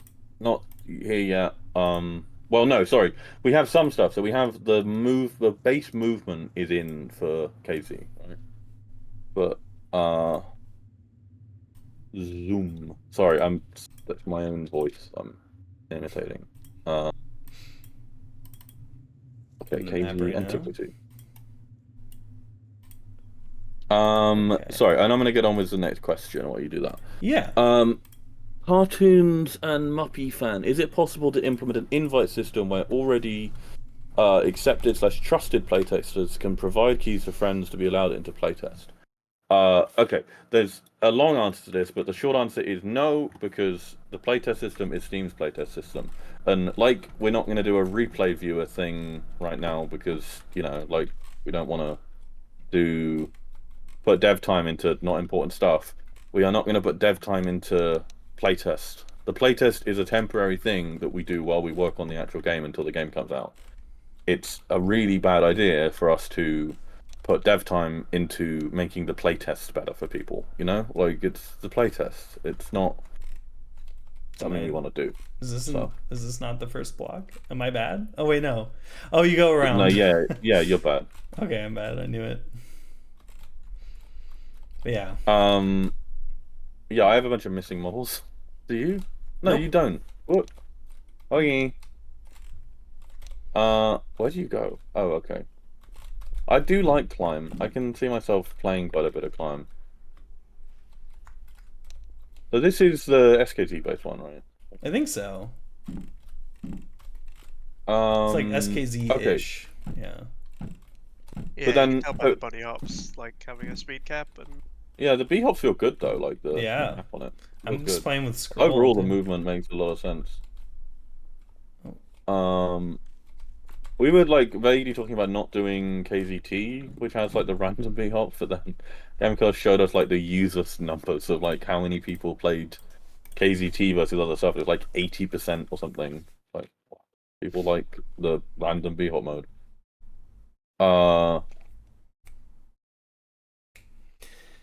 I mean, so just wait, did we get into the question here? Sorry. Yeah. So I started saying that we're not putting dev time into playtest, right? Like it's just not right. Or doing like a custom playtest thing. Like yes. I would genuinely say that even if someone else decided to write a custom playtest thing for us, I would say it is not worth the time to review. Right. That's how like harsh I am about it, because it's like, no, we're doing the game, not the thing to get access to the game. We don't like, yes, Steam's not perfect, but don't care. Like we want to work on the actual game, not the playtest. Right. It does sound like quite a nice way of doing it. Yeah, like letting people that do playtest and give feedback or something, letting them get keys to friends, something like that. That sounds great. There's all sorts of ways that we could do the playtest better. It's just we're not going to do that. Yeah. There's so for those that have ever played the ship on Steam, I know that's one of the games that you can get that gives you another copy or multiple copies of the game to give away to friends, so that it's kind of cool. Like only one person really needs to buy it in a group of 3 or something. But unfortunately, Steam has stopped allowing you to do that. It's in their documentation, extremely buried somewhere for some reason. Your cat is sleeping on your mouse pad. If you're ever curious as to why Game Chaos is pausing, is cat related. All good. But yeah, so if Steam allowed that, that would be really cool to have like everyone that gets the playtest get a giftable copy of the playtest in their inventory for free, but Steam doesn't allow that anymore for some reason. I don't know if it was like just like used to farm keys or something. I don't know, because if the game is free anyway, right? You'd think that would be, something that we could just do. So do keep in mind that every decision Valve makes is well thought out and sane. Yes. Oh wait, no. But it's that's the main reason we haven't done a system like this. And what Tom is talking about is we don't want to do like a weird like web portal that you like log in with Steam to like get you a key or something like that, because that level of like allow list is too much effort and just not worth it. I mean, it's much easier for us to do the random generation there. But yeah, I think that's such a shame that Valve got rid of that, because it's a cool idea, but for paid games I can understand it not being a thing, maybe for farmed keys or whatever, right? So yeah, I don't know. Hopefully like we can just get through the playtest fast enough to where your friends are getting in relatively quickly along with you, because I know eventually we're gonna need testing of like the race systems that we were talking about in lobbies, and that might even be after 1.0, which is so you'll be good there, but yeah, so unfortunately we can't do that system, at least not manually. If Steam ever brought back the ability to do it manually or like automatically or something like that, it'd be awesome, and we would do that. But I think maybe we'll next stream limit the number of playtest related questions. I don't know. Yeah, true. We did get a lot, but 2 get to be answered. Yeah. Or we just bunch all of the same ones together. Yeah. Okay. But thank you, Cartoons, for this question, because it's a cool system. I wish Valve didn't. Yeah, I wish Valve didn't get rid of it. But right, this isn't making it into the next top. The next question. Oh. Classic. 1013. How can it be that you guys are giving away 50 keys grants a day, but the 24-hour peak, as in like Counter-Strike peak? Wait, no, that's just it is spelled differently. Is only 40 to 30 players. Probably because giving someone a key doesn't mean that they play the game, immediately start playing the game, and that's what the Steam usage stats I think says about how many is like 90% of players or something like that got access have played it or something. There's quite a decently high number, and it's only for an average of 1 hour. So this is something to note here. The game's been done. I don't know if this is like a weird gotcha. A lot of gamers tend to use like Steam player count as like a like bad game, dead game, or whatever. First of all, the game's not done, so it can't really be dead if it's not really alive yet. And then secondly, the amount of players isn't something we're trying to boast about or get really high yet. Because like again, a lot of people are playing the game for an hour, seeing all the maps and like their modes and stuff, seeing that there isn't more maps and stuff, and then just booting out of the game and waiting until a future update, or I don't know. It isn't our decision who gets into the game and who plays immediately and forever and like all the time. So like realistically, I'm surprised we even have a consistent player count, but we aren't really looking at those stats. The only numbers that we see are just who have access and who don't, like the numbers of people, the 2 numbers I gave earlier in the stream. And like that's all we really care about right now. Maybe after 1.0, if it's still 30 to 40 players, that could be a weird gotcha. But like, I mean, I don't mind. I'm really making this game to play it. So if it's just one player online, me playing it, then cool, when we get closer, we'll start thinking about like player retention. But we're not. The game is like we were saying. Like the game is not. We're not trying to make a like fun playable game right now. We don't have very many maps. Like there's not the point of the playtest, so we're not expecting people to stay around that much. Like we'll care a lot about player retention in the future, and those numbers will matter. But right now, they don't matter whatsoever. Also, like it's one of the reasons that it's so frustrating where we hear people like. I get that people really want access really badly, and they go on about, oh, I've been waiting for a year and I still don't have access or whatever. But like, most people don't play the game for that long. The game is not done. It's in a temporary playtest state where there's not that much reason to play it. Like, so just currently, you're not missing out on that much. Yeah, it'll get better, right? But that's not. The game is sort of deliberately unpolished right now. It doesn't have many maps, and there's all sorts of jank to it, and there's just not that much reason to play it for a long period of time. For the most part, like, keep in mind, a lot of Momentum is just trying to be a better version of existing stuff, right? Of like CSS, CSGO, TF2, whatever. And like features included, 0 ping, playing whatever you want, whenever you want, like. Yeah, but so many of those features aren't really features right now. Like the lobby system doesn't matter because people barely use the lobby system. There aren't really many players right now. Like we don't. Plus, lobby system's going to improve. Map selector, all that stuff. We don't have very many maps right now. Leaderboard and XP system like that. Those are getting wiped, and the leaderboards are full of cheated runs. Like right now, so many of the systems that are the main features of Momentum that make Momentum better than other stuff. Like aren't in or like aren't enabled or really like anywhere close to their sort of optimal potential. Like it's so there's not. I mean I don't want to ever really play on like surf servers or whatever like RTV and shit. I don't know. Maybe they'd be okay. I've never really haven't tried in years, but like so I'll play Momentum from time to time. Not that much. Mainly when I'm like streaming stuff, I need a break from stuff and I don't want to play like chess instead. Like but like. There's not that much reason to just play Momentum as like a regular game right now. So the peak being low and the player numbers being pretty low is not that surprising. And it's completely fine with us. Even I thank you for letting us know what it even was. Like I don't see it as a meter of success either because there's different people in different time zones too. So these were people that were online when you checked.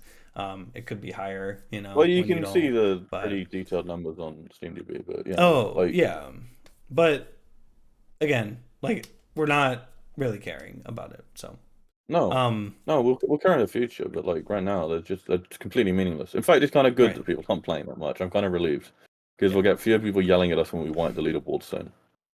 Oh, that's true. Yeah, less people getting like records and stuff, but cool. But yeah. All right. Also, if like loads of those accounts are getting in at alts, we don't care. Like the current rate is fine. We know there's going to be some alts, but whatever. Okay. Okay, we got a very small question, like little text. Okay. I apologize. This is my favorite question. lockxta asked, and I spoke to lockxta about this. I think he's fine with me laughing at this. lockxta asked, is each update towards full release going in intervals of 010, 011, 012, 013 notes, all the way up to 099 then 1.0? Assuming this is the case, would it be a safe bet that the release would still be years away? So yeah, the answer to this is as someone, I'm not sure if they were joking or not, said in our Discord the other day, we are 0.75 releases away from 010. Okay, Nick, explain semantic versioning real quick. Yes, absolutely. So this is the naive way to view the version, but there are 3 numbers in our version right now. There's the first number, which is currently 0. This is the kind of overall milestone release, right? Right now we're in a kind of like a closed like alpha like state, so it's 0 right now, right? Once we go public on Steam, it'll turn into 1, and then once we hit our campaign kind of final milestone update, that'll be a 2. So there will be a 2 at the end there, or at the beginning there. The second number, so right, that's the first one. The second number is kind of more feature milestones, right? So 0.10.0 is a lot of interconnected features that have the website backend and everything. It's a lot, right? But we can't split them up into individual ones. We need all of them done at the same time because they all interconnect. We can't just do just the backend and then have the game like try to work with that, right? Like we have to update the game to also use the new backend and everything. So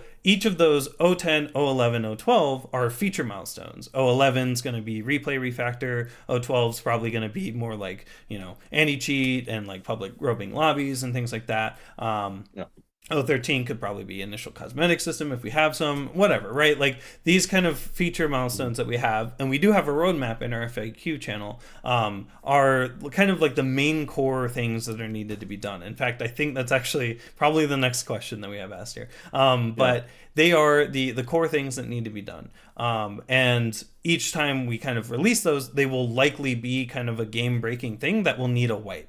Right, so with 0.10, it's a completely new backend. So there's actually no way to really import the old stuff because all of the old database tables and models and stuff are completely changed, right? And then 0.11 is a new replay format, so all of the times are going to be wiped for all the leaderboards, but not the maps or anything like that. And then 0.12 and 0.13 are like anti-cheat iterations. So we're going to basically be working towards detecting a lot of common anti-cheat. Common cheats and things like that, and like wiping or like deleting some runs and stuff like that. So it is that's kind of the feature milestone number. And then the third number, which you're very familiar with because we're on 0924, those are patch versions. So every time we push to Steam, that number will be updated until we do our feature our milestone feature like update like 0.10, 0.11, where it resets back. It's not a decimal point, right? The point is that there's no number of patches such that we then automatically go to the next milestone, right? Correct. That's just not how it works. It's three individual numbers.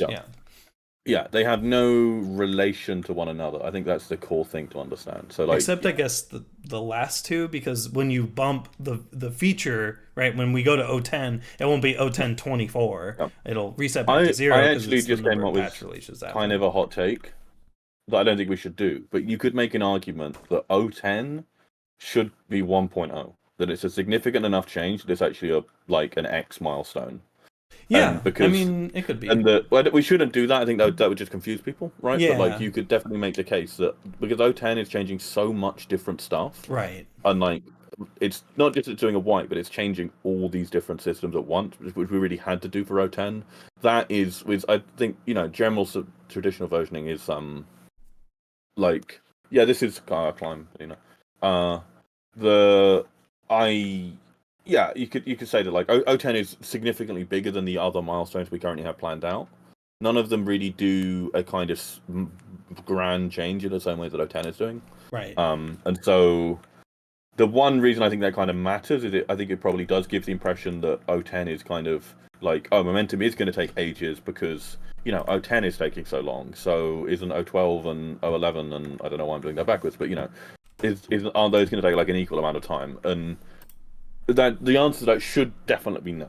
Right. But also there really is a strong sense in which 0.10 is a much larger milestone to the point that it could be a 1.0 milestone in its scope of changes. Yeah, I mean that's why we kind of try to. It doesn't really matter. It's why I try to define the categories of each of the numbers, because it's not the first number is just kind of a public how momentum is as a whole state of thing, right? Where 0.10 is really gearing towards 1.0, but isn't the public release, which is 1.0 given that is it has it's ready, user right? map submission and stuff. Is there are going to be enough changes in 0.10, I think, that make it feel very different. Right.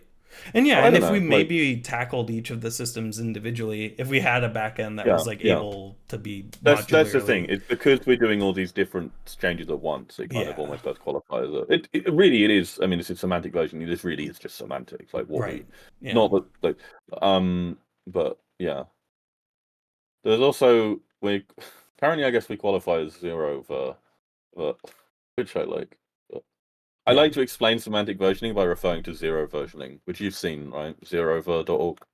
The like it's the subversioning system where you're not allowed to go up 1.0. You just stay at the 0. Oh yeah, I've seen that. Yeah. It's a joke about like most common frameworks being like there's so many. There's something so many that do that. 257. Yeah, it's crazy. Yeah, there's But yeah, we will absolutely be going to 1.0 and everything. But yeah, so I mean, there's another. If you go to the Q&A index page, the talk about this versioning update was in one of our previous Q&A, and I go over exactly what the numbers mean and like why we changed over to doing this. But yeah, so it is a safe bet that the release is still probably a year or two away. We don't want to set any deadlines, but 0.10 is the main thing in our sites, and that's going to be this year for sure. I know it. We're making such a good progress that it would have to be everybody would have to quit for it to not come out. So yeah. I think at the moment, especially with the 0.10 is. So many of the changes for 0.10 are very hands-on. It so honestly, like if Rio hadn't been doing it, it would have been really hard because Rio is able to like sit down and do this like grind of like because all these different systems are interconnected. If you have and that none of us are working full time on this, it's very hard to coordinate multiple devs working part-time on really complex systems. Not that you can't do it, but like it's a lot harder, especially because the existing systems are kind of crap. And so with current stuff, we have quite a lot of stuff on Rio's shoulders specifically, and I think he has some of the most time for it, and it's just one of the best devs we have. I mean, Rio's exceptional and gets so much done. Not to slight the other devs, but Rio's great. Like, it's hopefully with future milestones we'll have a bit more of a wider spread of stuff that different devs can work on, so it will feel a bit more even. So yeah. So. Cool. Okay. Do we want to change map or? Oh. I don't know. I can't do this like one long jump without b-hopping it. we got defrag and KZ. Let's go. Oh nice. Yeah. Defrag. Climb feels great. Like the movement feels like it does feel kind of like very kind of just like CS movement, but with the high air excel, but not. I don't know. Feels good. Like jumping on stuff, climbing around feels. It's got that like Chris. I've been doing this Link for the last like, I don't know, it's 15 minutes now, like this. Well, I'm kind of talking and I don't really care, so I'm just. Oh my god, your pro time is gonna be insane though once you get it. Yeah.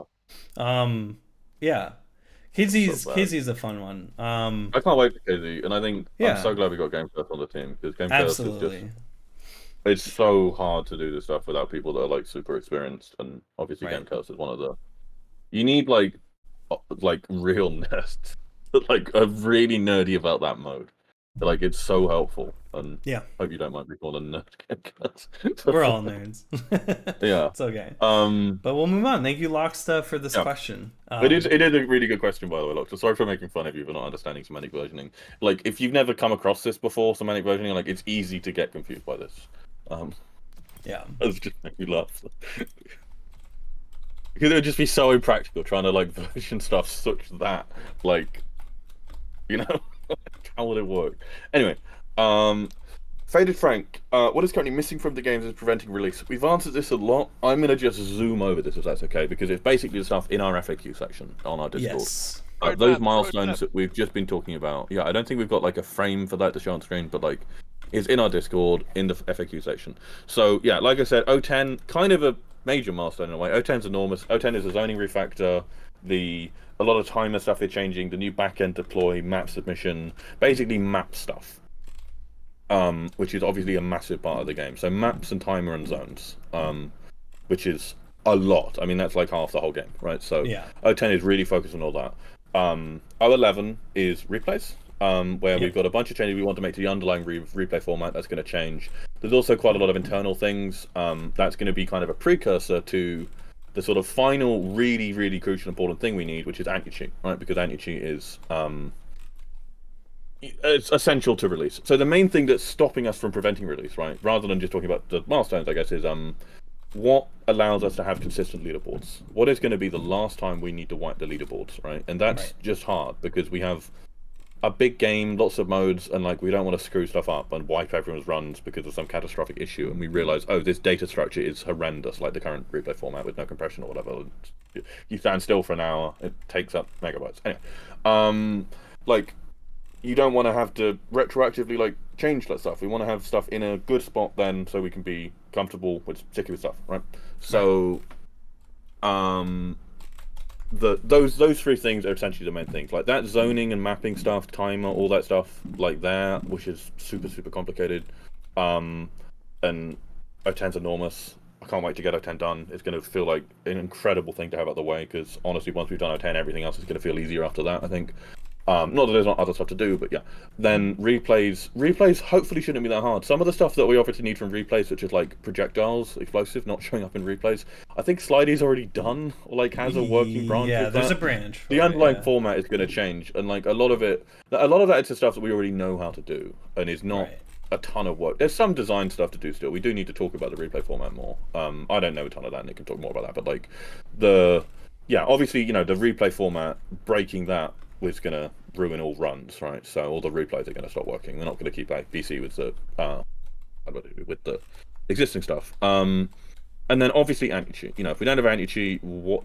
And also we want sufficient data that we collect during run submission, right? Anti-cheat is not just like the verification that happens right then, but we want to be able to have enough data to store about users such that if we think people are cheating, like we have enough information to determine that, or hopefully we have as much information as possible, sufficient information.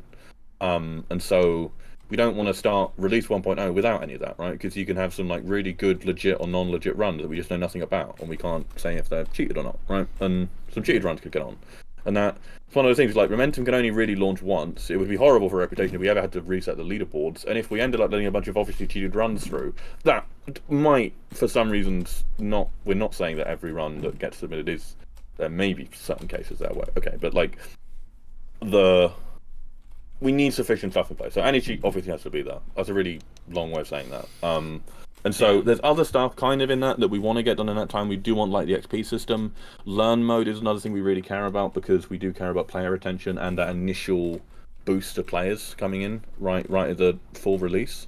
Yeah, and if there's no good learn stuff, if there's no good learn stuff before 1.0, then player retention is probably going to be worse, right? Because it's harder for people. Like all these modes are hard, Like we're probably not going to have parkour in. Parkour's probably going to be the easiest one. We probably won't have it in for release. So like, I do want to think about learn more after a 10 because we need to start doing some of the engine stuff and then organize some of the map stuff a bit more. That'll be fun. But those are the main things. Not just the stuff that's missing, but those are things preventing release. Like we will not release until we have all that stuff. Like stuff like cosmetic system or whatever. Personally, I'm not at all attached to. I think Nick is more, but like we'll probably have the basics of cosmetic stuff like that. But we're very unlikely to like significantly slow down release because of that. Right. Nor are we going to like randomly decide to go work on parkour or something. Like we're doing KZ right now, right? Because we brought on Game Chaos and Game Chaos can get on board and start doing work super fast and already got lots done. But we're not going to randomly. We are not putting time into stuff that's not useful for O10. But for 1.0, for the this overall prevention of release stuff. I get constantly really frustrated whenever people are doing like frivolous stuff. To be honest, like I find like, oh no, we're spending too much time in code review. We're never going to release. That's me every Saturday. Anyway, that was bad. Hopefully that makes sense. There's a reasonable answer. We answered this quite a lot, but I guess it is kind of the most important question for a lot of people, so I think it's worth it. But yeah, check our FAQ for the nice chart thing. That's still pretty much up to date. Some stuff that's on that system, like bonus and stage runs, might be an O10 anyway. Yeah. The stuff that's there for 11, but not exposed, or we'll see how they work out. But yeah, well, I guess we won't be doing the submission. you might have sort of leaderboards for it, but they'd only be for the run that you get a full PB on, I think. Doing the more general thing of like, if you get a stage PB and then like reset your run after that stage, it's still submitting that stage. We probably won't do that till like 11. But a lot of the stuff for their 4-stage stuff is like a lot closer to being done now on the website, Right. I think, at least. Yeah. And I think Rio's work on the timer. So yeah. Okay. My jump's Anything not working for this. to add there? Also, we should No, probably change you that. nailed it. You nailed it. It is. Cool. It is all on the roadmap, and yeah, that's in our FAQ in our Discord. We should probably put it as a panel below our Twitch, just so you could be like, hey, it's in our bio too. But yeah, that's a good shout. Yeah. Shall do we? I just realised there's a map we've not played on stream yet. oh, It came out Oh, this God. month. It's Trip Portals. Trip Portals Oh, is in. yeah, We've yeah. not played it on stream yet. Because we've had That's these right. other things of Christmas and stuff, I totally forgot. We have maybe the most insane map in Momentum. oh Might man. be We give it another a- demo watch Some of kind of best map rather comparisons, than Wolfboy? Yeah, I want to playing do. it. Yeah, this is tough. If someone in the lobby wants to play it, wow, it only has 6 completions. Holy shit! It's quite hard, it turns out. I think it's a tiered as a 5. I think Plas said the gameplay is like a 3, but I don't know. It's probably closer to 4 in Oh. gameplay. Because you gotta jump. Okay. Oh my god, it is quite a challenge, and Okay. it makes my head hurt. Okay, whilst you die doing that, I'll read the next question. Okay. Yeah. Kolo asks, would a storyline like map where players play through a series of separate BSPs ever be possible? Yes. That It's our sounds like idea for playlist. playlists, right? Yeah. Yeah. It wouldn't be considered one map in terms of like a leaderboard. Each individual map would still have its own leaderboard. Yeah, I'm and not then sure if we were gonna do like playlist leaderboards in some way. It would be kind of cool, but Yeah, maybe it down the makes line. sense. So there's 2 systems here. There's going to be the map playlist system, which is queuing up multiple maps in a row to be able to I go up, I think. Yeah, okay, I go up, sorry. Queuing multiple maps in a row in order to play them back to back. But then there's also going to be, once we're done with our campaign, we will have those entities in the game for other players to use. And it'd be very cool to have like custom like DLC or whatever campaigns where it's maybe a separate like section like playlists or something, but it would have to be something that is like, oh man, this is trippy. How do I even get enough speed? You're not Okay. meant to go back to that ramp, I don't think. You're supposed to just go to the corners where the spirally bits are. I love Oh, that you're okay, trying to like okay. figure this out whilst answering Yeah, this questions. map is impossible to figure out. It's Okay. genuinely really tough. This is awesome. So yeah, so There's like in a way, yes, and it'll be way later. It'll be post 2.0 for sure. Like we want to have our campaign first, but we will have those entities and like how we use them. I'd love to have the VMFs of the campaign be public, so that people could see how we did it. Yeah. So we probably will have playlists before then anyway, and I do think Yes. playlist times, like playlist leaderboards, just would be good if Yeah. you could just. Yep. Because a lot of that is just session stuff, and we'll have better Right. session stuff in the future, and just Yeah. I don't know, like campaign's gonna be a while. Like, Yeah, for sure. Am I supposed to bunny hop off of that platform? the first thing, Yeah. I think so. I think it's Because it's a faster. boost, right? Okay. Yeah. I guess it's more speed. The community made campaign sounds great. It's just getting campaigns out, like the momentum campaign. It's so up in the air right now because we're not really thinking about momentum campaign. Right. It's just whatever. It's a thing we do after 1.0. Also, we will fix the shader on this ramp someday. Yeah. Yeah. It looks There's pretty like jank. 3 different bugs with PBR. We have a friend of the project, Sears, who's one of the most like knowledgeable source shader people who Yeah. was chatting with the other night about the stuff in this with the shader. And yeah, there's one thing that's just very much a bug that we can fix at some point, so I There have a you look go. at it. Oh God, where am I? Oh, what the fuck? Okay. Yeah. All right. So it's upside down. It flips you upside down. Okay. Gotcha. All right. I have not seen, I think, a full playthrough of this map. This is my first time seeing this map. Yeah, this is something. There's a Yeah. great YouTube video of it. Flawed did a YouTube What's the thing. world Like, record? the Like, bonuses are great. minute and a half or something? A minute 1:15. What the Okay, hell? yeah, it's That's quite a long map as nutty. well. Yeah. Gawk is not a surfer. I've been omnific, you know. I've done my surfing. Yeah, a little rusty maybe though. A little rusty, but I mean that's why I'm Oh. making the game. I really want to play something like Momentum, and look at these Yeah. maps that could come out of just using portals. This is all done using portals from Portal 2 because Momentum is a licensed source engine project. Yep, okay. And then what? That's another one. God damn it! I was like, oh, this will be an easy spin. Nope. That spin is difficult. That is brutal. So Yeah. yeah. But we are not interested in adding the portal gun because of all just the shit that breaks with that. I mean, maybe it's for not portal. tricksurf, I don't know. No. Yeah. No, it's not Portal. I think it would genuinely be like a shame Yeah. to ever have the Portal gun. Like, Oh no. it's so nuts.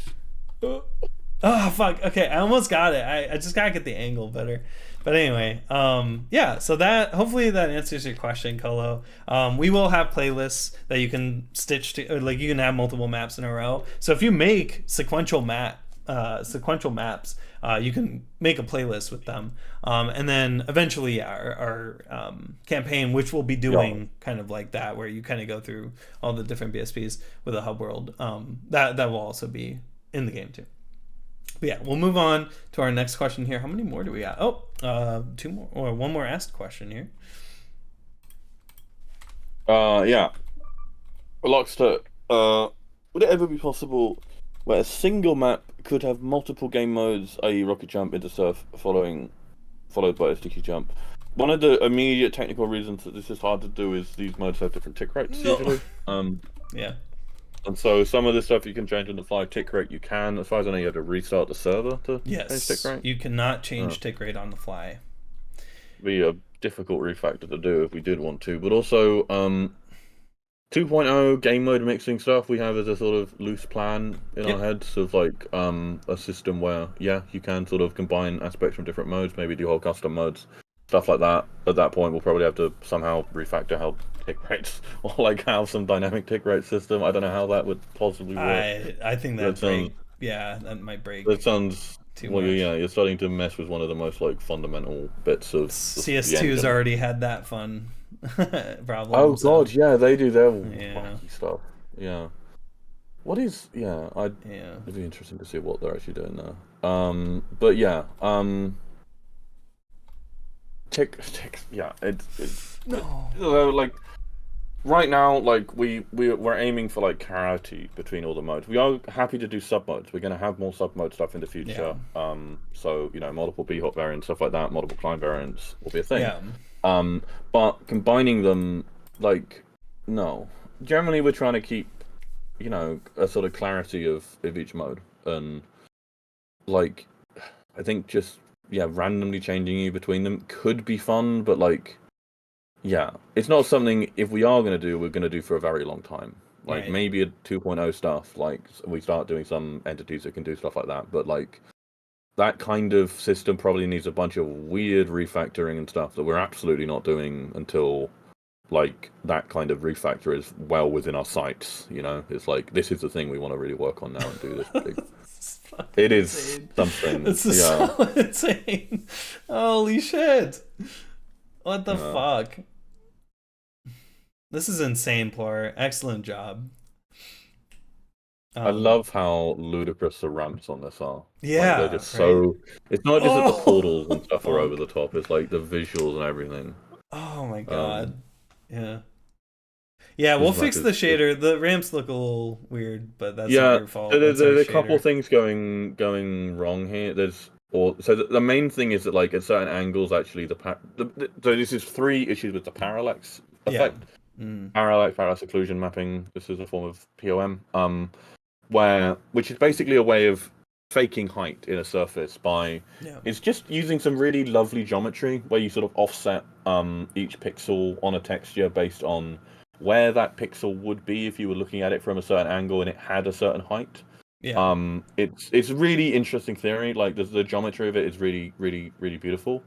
And well worth looking up. But in our case, I think there's just some math that's wrong because it just goes off at like it does these like weird lines, like curvature. It's kind of this kind of hyperbolic kind of weird shape it seems to do when you look at it from really extreme angles. So I think that is purely some mathematics that's wrong.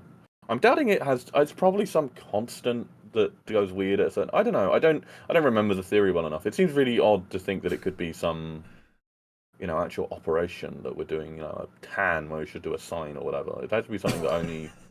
The fuck? Yeah, it's something. Just eat him backwards. What?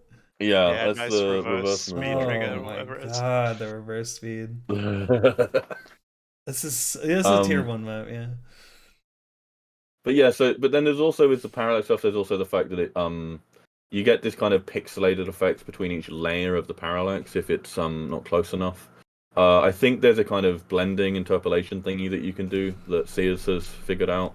Yeah. That I think he's explained to us. I can't remember what it was. There's some specific technique I remember him talking about. I can't remember what it was. Yeah. But that way you can kind of alleviate the weird layers between them. And then the final thing is if you look, part of the reason that you see this weird effect, I think, is if you look at the surface from a really high angle or, at a normal, very far from the surface. Right. So like looking into it. You should have seen me the other day doing Advent code on stream where I had like doing linear algebra and I had like 4 different pens I was holding and I was like just sort of positioning them in like space, trying to like explain my reasoning. I look like an absolute clown. Anyway,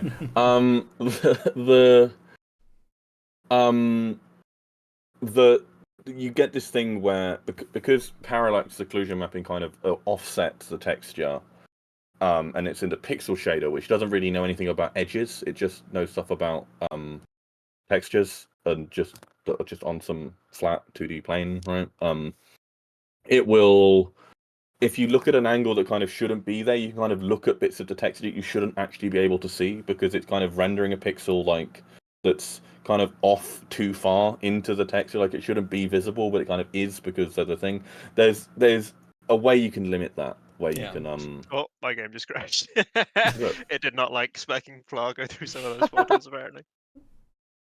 But yeah, you can there's some like clamping you can do when the angle gets really strong. You just add some extra parameter that like limits the strength of you multiply like the strength of the effect by the angle in some way, by the normal. So it kind of fades anyway, I don't really know why I'm talking away. about this. It's just very yeah, right. So the effect gets less strong if you're looking at it from these like if this is a plane and then this green pen is like my eye. If you look at it like this, it looks good. If you look at it like this, it looks okay. Like this, it looks horrible. Yeah. Oh, you can't even see this. So anyway, we can probably fix all this. Parallax occlusion mapping, parallax mapping is incredibly fun. It's just really complicated and buggy on our thing right now. You can probably tell that I really want to work on this stuff. I love shader stuff and the maths behind it. Shaders are very cool. But I want this game to come out as well. So instead, I work on fucking Angular, and it makes me miserable. So yeah, that's why. But yeah, this shader program is. This room, the plaza in here, is my favorite. This is so slick. Yeah, like it's just like this bit is just so cool. Yeah. But anyway, yeah. So for all of that, these ramps will get nicer in the future. There'll be more this kind of pixelation of it that looks like it should just be alias to stuff better, but that will go away, and the several other like more subtle issues will go away. So it's just so ridiculous. It's nuts. Cock play the bonus. I think Plar's gonna. I don't know if Nick can beat it, but yeah, Flar wants to do the bonus. That'd be good. Yeah, Plar wants to check out the bonus. Benchmarked bonus. It's a mapper. Cool. Okay. Well. Yeah. Tom got you answered there, lockxta. But yeah.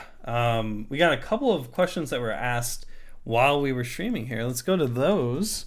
Yeah. I'd say the 2 in there. Yeah. Cool. Starting with Bappies. Oh, right. Yeah, Bappy asks, are you worried about CS2 being subtick and game modes being flawed? With CSGO rotating out that player base, with CSGO rotating out, that the player base might become smaller / die out before eventual release of Momentum. No.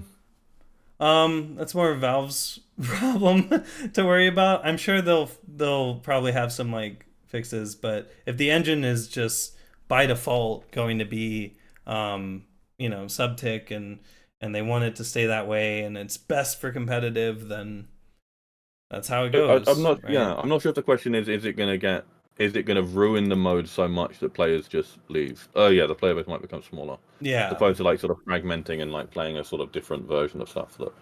Right. Yeah, I don't know. Like.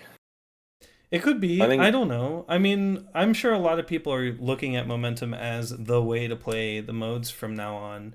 Now that, CSGO is dead effectively, right, in their eyes. And even though there is the CSGO legacy, right, like how long is that going to be a viable option? And then, I think that, like, realistically, we will do all that we can to make the game feel amazing. And that alone should be enough to make people that want to try it out again, try it out. I don't think we should ever really try to worry about player numbers or player like the exact amount of people that are going to come over. I really view a lot of what we support and work on in Momentum as is it valuable as a way to represent maybe a community, or is it fun gameplay that is niche? Well, it could be niche, but is it fun gameplay that fits with Momentum's ideal of single player, speedrunning focused content? So a lot of these modes and the communities around them, realistically, I'm not looking at as a whole yet, because I want to see what Momentum's impact will be on them. Again, we're not trying to kill any servers or anything, but we would love to see how many people would switch over to Momentum and use it as kind of their main game, or how many new players come out of the woodworks, or just a lot of veteran players that are just fed up with the current state of servers or anything like that. So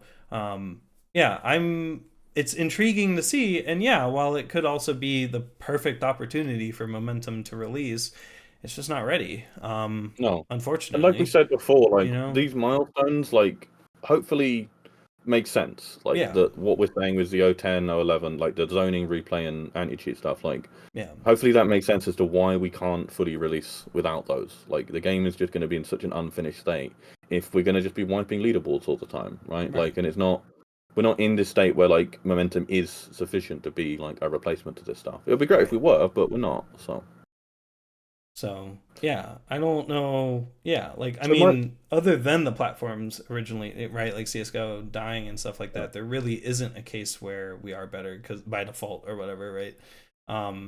Because it's a lot of community related content, right? We're not importing runs or anything like that. We're genuinely a fresh slate for a lot. Everybody. It does sound given that a lot of servers are. I don't know if servers are going to be able to keep their leaderboards in CS2 from the CSGO stuff. Then it's different. I guess if they can, then yeah. But if they can get it, but I mean, my concern is just that we're not going to have as many random new players who get into surf through CS or whatever. We'll probably see less of that, right? Right. The existing people, I'm sure, are going to find some kind of alternative, be it Momentum or CS2 stuff or CSS, TF2, whatever. I don't think the modes are going to die out. It seems really unlikely that they would. And if they do start to die, it's not that people are going to completely forget about them. I think when Momentum does release, there's going to be a lot of people that come over and try Momentum out. And hopefully at that point, people do stick with Momentum because it's really good. But the main thing is the thing that's good about CSGO or CSGO was that you get so many people that hear about surf through just playing that game that it's a big load of new people, just kids that get interested in the game, right, for the first time. But I think there's just other ways that people can find stuff nowadays, with Twitch especially. When Momentum comes out, hopefully we will get a lot of people playing it on Twitch, YouTube, whatever, like CS players and stuff, like we do want to make a game that, like, you know, if you're a pro CSGO player or whatever, and you like don't, and you want to, and you surf like from time to time, but especially if you don't like want to, oh yeah, this stage was really cool, honest. Like Momentum hopefully is quite appealing to a lot of that audience, and a lot of those people do have big streams, stuff like that. Whatever the pros do, I'm sure that like a lot of the sort of kids that play CS all the time, like you're going to be interested in that. Like that kind of, I think there's a lot to do to bring that user base over anyway, or to get at least some sort of free advertising with that user base. Yeah, I think quite a few kids play. That's right. CS, right? Well, I don't know. Maybe it's like anyway. I don't think for us like. I'm definitely concerned for the existing servers and stuff. It sounds really shit that like Valve have done people this dirty. Like it does seem like we know that Valve are extremely lazy with these kind of things. Like Valve do just kind of want to do their own thing, and if they break existing stuff and make a few people sad, they're not super fussed about it. Maybe I shouldn't say this on stream, but I mean I don't think Valve really care. Like the breaking up existing communities and whatnot, that kind of thing, making community servers worse. Like I mean, they might care a little bit, but Valve aren't good at like doing stuff about things they care a little bit about. They're like famously bad at that. So, like trying to get Valve to like deal with like, you know, the hacking problem in TF2 or whatever. Like Valve, no one at Valve is going to turn around and be like, oh, this sounds fun. I'm going to do this as my job for the next like months or so, and like fully give my time to that. And so stuff that is kind of jank, like tends to stay jank in Valve stuff for a very long time because nobody gives it any serious focus. It is. And I really feel for like the server owners and stuff who are having to be at the whim of Valve software. Like Valve are the worst company to be at the whim of. Like Valve are really awesome in lots of ways. They're a really interesting company. I do think they're a little bit obnoxious in certain ways, but okay, like really interesting and whatever. And I kind of like that, you know, they're not.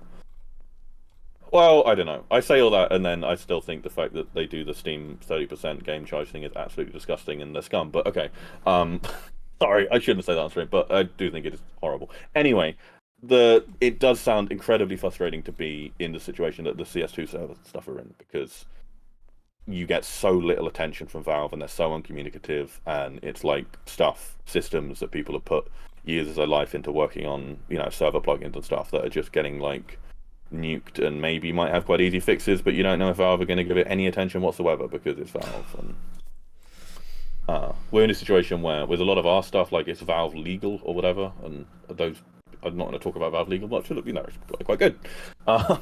Like they've been very you know, good to us. Yeah. And in loads of ways Valve are great, but like for us, because we have our own engine, we get to do our own stuff. Like, yeah, issues with Momentum are much more on us and less Valve. I mean, we get this. We have had this with the playtest, right? With the playtest buyers and stuff like that. That's extremely frustrating. Where it is a Valve Steam thing that we can't do anything about. And so we're very familiar with annoying stuff for being the whim of Valve, but we do get a lot more freedom than stuff like, you know, Source 2 game servers and stuff. And it just must absolutely suck to be like, just at the whim of like, can some random dev be asked to like look at this when they have like no real motivation to care. I'm fine saying this on stream because I do think it is there are very legitimate, important criticisms to be made of Valve. Some of the ways that they treat community devs and stuff like that, but also obviously I think the Steam fee is terrible and CSGO gambling is repulsive, and they should get way more flack for that than they do. Sorry, this isn't the stream to say it, but I like to say it because fuck it. Yeah. It's fair. Watch the People Make Games video on Valve if you haven't, because that stuff is really well researched and really good. I opened case today, actually. I can't get enough horizontal speed for this bonus. But we have one more question here. I'm sorry. Yeah, we do. Yeah. Oh, okay. Sapo Magu asks, what are some of the differences between Strata Source and Source? Yeah. Does Strata Source run as well as Source?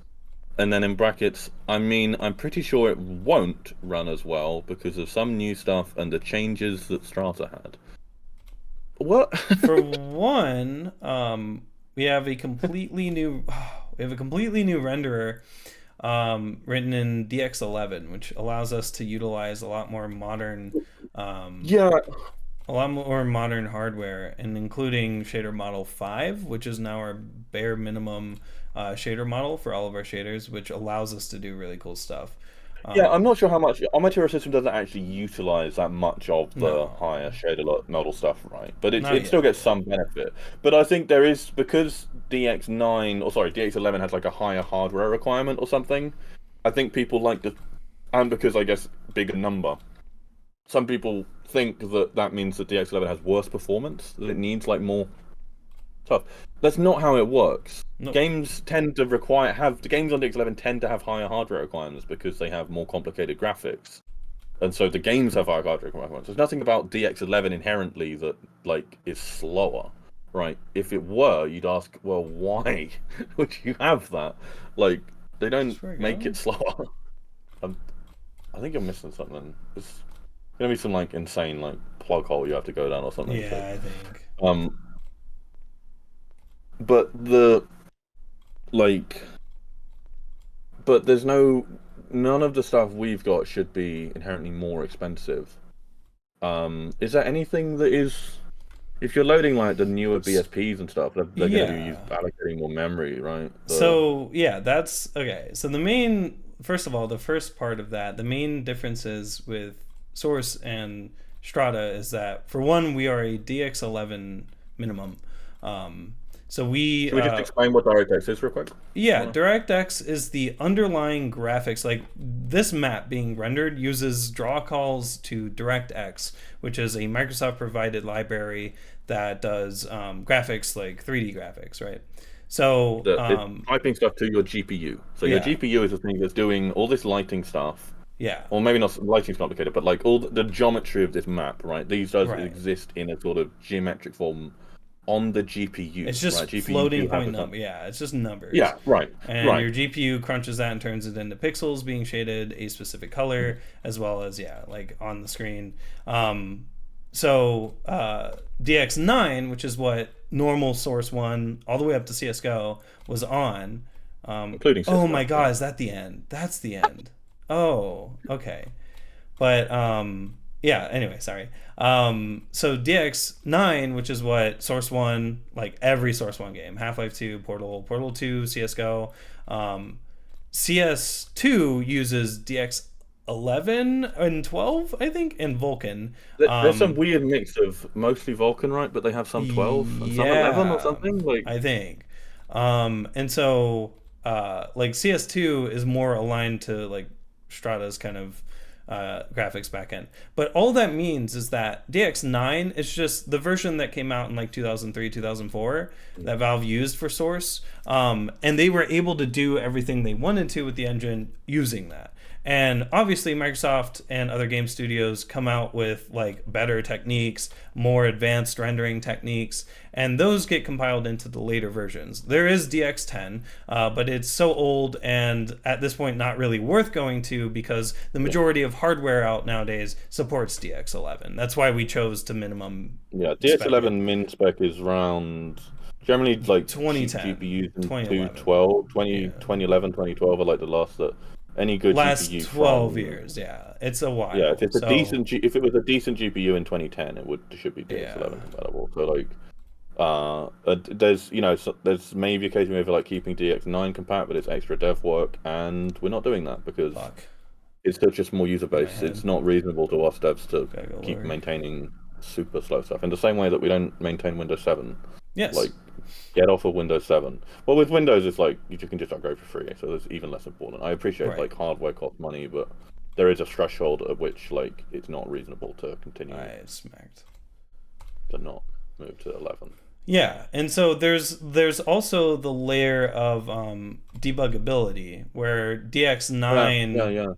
DX9 was very hard to debug for us for finding graphical issues and rendering issues because the tooling back then just wasn't very good for it. There's like some weird Intel one that you can use. But DX11 has things like RenderDoc, which is really good. Around 11 that they started to like really bring stuff up to being like actually usable. And then, for example, another thing that the Source engine does is pre-cache, which is load a bunch of assets in a single thread. Oh, that's so close. In a single thread. But what DX11 allows is you can technically actually pre-cache things in any thread. So we can actually make like asynchronous map loading and pre-caching be a thing, just by default. We don't have to write a gross like system for it or whatever, which is very nice.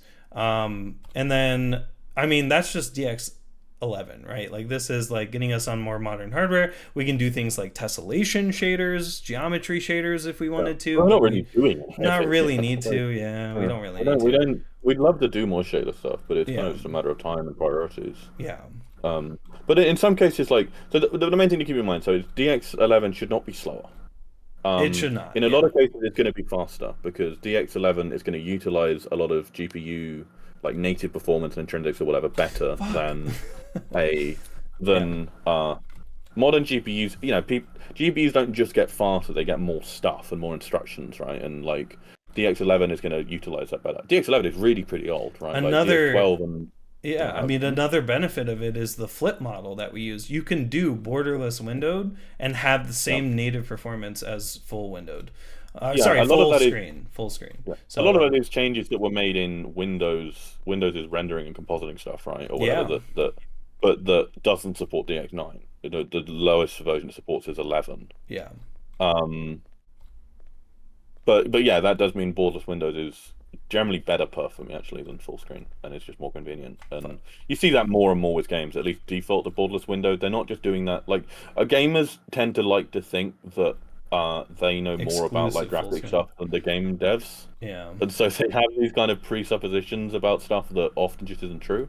Like full screen windowed for at least like the last like 4 years, the Windows has been like better. And like completely fine, and most games do default to borderless windowed, and you should generally stay in borderless windowed. But because it like used to be a thing where there was a kind of input lag, not so much input lag, it was more of a sort of render lag. So I think there was genuine input lag on DX9 if you were not exclusive full screen, and that is not a problem on. DX11. Okay, maybe I'm getting it wrong. Maybe There's this thing that sometimes other people think of input lag. It's not really input lag. It's kind of like it just takes a frame longer to render. I think that's more so VSync, right? Is that it usually VSync will like, because it's keeping the whole frame completely in sync, it's waiting to fill up the whole frame buffer before rendering the whole thing. So some stuff could be slightly added to the frame buffer slightly earlier, or it's weird. There's loads of stuff online about this stuff. Unsurprisingly, there's an enormous amount of theory that goes into computer graphics. It's insane. Yeah, if you're ever curious, look at the SIGGRAPH papers. That are presentations that happen. It's There's also a lot insane. on YouTube. Yeah, YouTube, the YouTube with SIGGRAPH stuff is always really interesting. Especially if you're interested in sort of mathematically oriented programming, which is one of the most fun areas of programming in my opinion, even though I'm bad at it. That's my recent advent of code shows. There's so much to graphical programming, and it's a mixture of like really low level stuff, really mathsy stuff, and like heavy optimization. I hit my head again. That's the curve. We're CPU bound right now. We have been for. I think we are. Yeah, I think we are. Yeah. We have. The game can easily hit 1,000 FPS on like modern stuff. Yeah. So that's like. Damn. There's not. So, I don't know quite why Sapu's question was phrased like that. Like, I assume it's worse performance because of some new stuff, but I don't know what new stuff you're talking about. Also, I don't know how much you know what you're talking about. I don't know. Like, this is not. None of the stuff we have really is like things that you should expect to make stuff slower. So yeah, like. Of stuff that does have a perfect, some of the map loading stuff, and we're also 64-bit, so I mean we're not doing more allocations because of that, are we? Like the map loading stuff will do a bit more, right? But it just means we have over 4 gigs of RAM allocated to us. But we're not using much of it all the time, right? We get a way higher amount of RAM we can utilize, but also like, Damn. the other like perf related things. I mean, we have a lot of like low level like tweaks and improvements and stuff. We have SL on the team. Yeah. Like, people that really understand like the low level stuff in Source Engine, which is why we have the. Oh no, wait! I was gonna say we have the caching stuff now, so we don't have to rebuild tier 0 every time we check out an SL branch.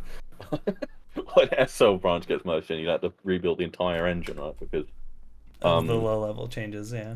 Yeah, because we have a lot of like very low level stuff, but there's performance benefits, improvements and stuff in there as well. There's like a lot of Source is really well optimized. Valve is good at optimizing the stuff that needs optimizing, which is a very good skill to have as a programmer. Like not over optimizing everything and making all your code totally unreasonable. Find the stuff that like actually really matters. Find like your crucial bottlenecks and then run all kinds of crazy parallel SSE, whatchamacallit, simmed whatever, and get that stuff super fast. But then, yeah. But yeah, perf-wise, you shouldn't expect stuff to be worse. And I'm slightly questioning why you think stuff would be worse, because I don't think. Well, there's just more. But we aren't doing like real-time global illumination, anything crazy like that. Please, no. I'm so close. Rip. Rip. I like watching you fail. This is nice. It's so close. I don't know the like. I really launch enjoy angle. these like bhop surf sort of crossover things. I guess it is surf, and because it's made for surf, and with yeah, be interesting. We probably will have with map submission quite a few. This will still be in surf as our as the game mode, right? Because it's made for the 66 tick, even if it is kind of bhop more than surf in a way. But I guess it's like, whatever. Should you learn to start making maps for momentum? Just learning Hammer. The top hat waffle videos are very good. Any Hammer tutorial is gonna serve you well. Getting the core understanding of Hammer is most important. Yeah, I would say that's the best place to start. And then per game mode, it's gonna really be like looking at how other maps are made. That's a really good resource. Just seeing how people did things. But yeah. Yeah, welcome. Ospo's asking what you get for Christmas. This is really sad, but I don't really celebrate Christmas. No, that's fair. Some people don't. I prefer not getting presents. That's pretty sad. I got some scissors. I got a really cool mouse pad. Nice. I can try to show it off. Yeah. What's the easiest way to do this? Well, my mouse is wireless. The keyboard isn't, but that's fine. Just lift it up real quick. What is it? It is a mouse pad, desk mat. It's very big, covers my desk, but it is our black. This is gonna probably be momentum merch in the future. Oh shit! But yeah, it's our black background. It's your desktop background. The animated version? I don't have the animated version yet. No, still working on that one, but maybe next Christmas. Maybe Santa will give me that next Christmas, but. No, very cool. I love it. I genuinely just love having like. I love that render, the crispiness of. Right. The like. My girlfriend got me this, and it's so good. I love it. It's I have to line it back up with I have to dust my fucking desk. It's disgusting. Oh, that's not what I meant to hit. Yeah, we get asked about merch quite a lot. We do want to do merch, it's just we're not doing it until the game's actually close to release. Yeah. Like, we're not going to do merch when the game's at like 010. But definitely as a future thing, like... Yeah. For sure. And I think as we improve a lot of our UI and stuff, and we've been like messing with like Babus and fonts and stuff, whatnot recently, like our branding's getting a lot like cleaner and a bit more precise over the years. So by the time we get to 1.0, we'll have like a really nice sort of, not just like the background and stuff and fonts, but like consistent coloration of stuff and all the right grays and all that. I love getting nerdy about that. It's one of the best parts of graphic design. It's like color palettes. Yeah, and like blending colors and stuff.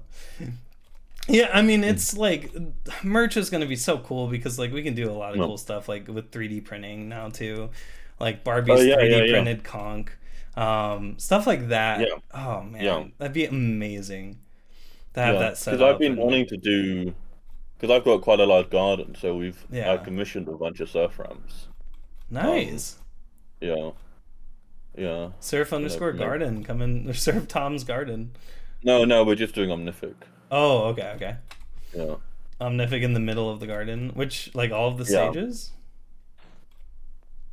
It's a. Oh, sorry. No, I meant Overgrowth. No. That makes sense. Surf the Matrix. Oh. Have you seen that map? I don't think I have. Like the worst surf map in the world. I used to play that so much. Damn. I don't know, little surf ramps, yeah, or like a jump. You could try to print a jump, like the action, the thing. Yeah. I don't know if printers can do that. Anyway, I need to loot up and grab out what's up. Did I flick high enough? I didn't flick high enough. Oh man, that is. Okay. Well, I don't know about the flick. I might just need way more speed than I have. It's like a perfect combo of speed and flick. I mean, that's the majority of surf. So 2, 3, 4, 5. I usually do about 6 because that gives me this horizontal speed, which gets me over at least onto the ramp. Fuck. Okay, if I don't bonk. But oh wait, how are we? Yeah, we're doing good on time. We got 30 minutes. We can try a different map or a different mode. Anybody in chat want me to play a specific mode? The cool bonus and very awesome map, Plar. Again, excellent. And everybody else who made the benchmark made this bonus. I've been grinding away, but yeah. Oh, we got a Conc. Okay, we got another Conc. Damn, I guess my hands are tied. But yeah, we're 64 bit. I'm trying to think of like other benefits of Strata. We have them on our wiki. I mean, just general improvements to pretty much everything. Asynchronous map loading, increased map limits. We have a lot of. Is this it? No. So close. So close. What did I do wrong there? Just not enough speed, I guess. That was the flick for sure. I was like grazing the head against the ceiling there.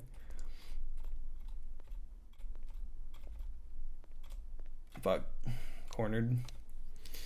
All right, I guess we'll move over to Conc. Conc it is. Let's see. What's a Conc map at? What's a Conc map I haven't done? Conc retries tier 4. Conc Adams tier 3. I could do Adam, maybe. I'm kind of like a tier 2, tier 3 surfer. Or Conquer, sorry. Is there any tier 2s? Conc Speed, classic, if I don't get reset. Conc Ninja's tier 9. You love to see it. Charybda? Yeah. Let's do Conc Legend, maybe. Let's try Legend. But oh man.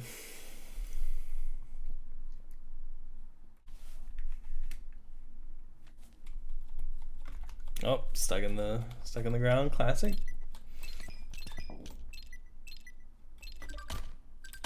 Okay, wow, I move very fast compared to Bunny Hop. Is one Conc all I need? No, I definitely need to. I need to like drop the second one though. Okay, cool.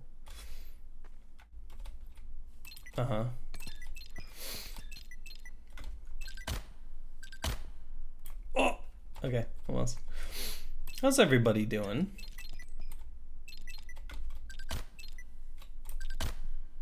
Oh, it's close.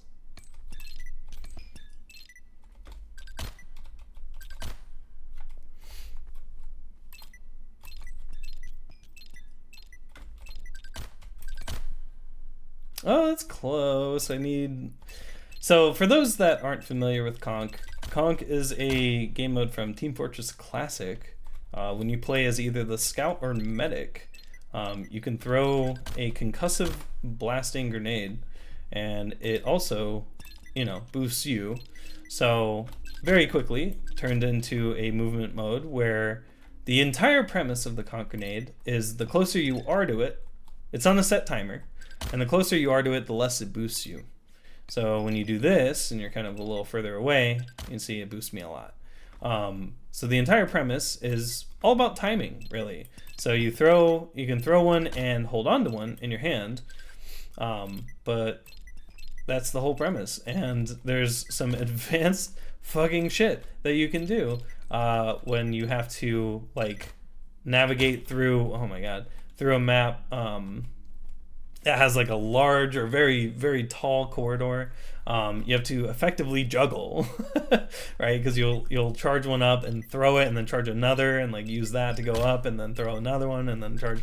And so it's like this constant juggling that you're doing with Conc grenades that you can throw. It's pretty nuts. Also, what is this layout? Where am I going? Down and around? Yeah, over. Okay, over there. Okay.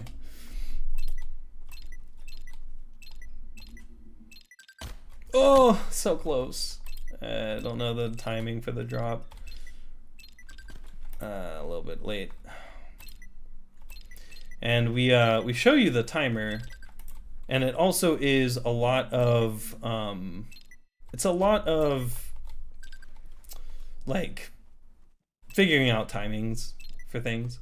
So yeah, there's things called drop concs where it's you drop it while you fall down. So if I charge it enough and drop it, okay, it's kind of like that, but I have to time it right. Episode 2 is more fun to speedrun. Is it? Isn't it more cutscene? I mean, it has a really epic battle at the end that I don't know. Is that fun? I would some like cool now out of that bounds stuff. there's the red letter day skip. Like, isn't HL2 in a pretty good spot? Oh yeah, Half-Life 2 is very fun. I've not really watched Up 2 that much, but I feel like HL2 has to be better than Up 2, right? Ep 2's fun. Oh, so obviously no, it's the best ledge. is Episode 1. A great speed game. Love like waiting for dog.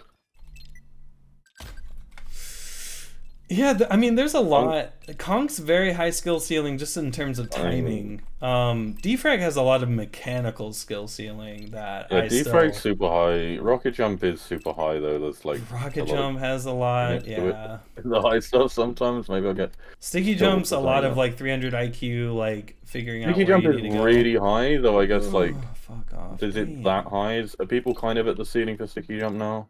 Yeah. Surf is like, yeah. I don't know, maybe we've reached the surf ceiling. Bhop, you can get Bhop is stupid hard. I don't know. I feel like they're all very high for like any game. I think yeah, Ahop they can. is probably the lowest. Or maybe not. Maybe Ahop is just super high. It's just like the plus strafe stuff. plus I mean, there's some funky stuff.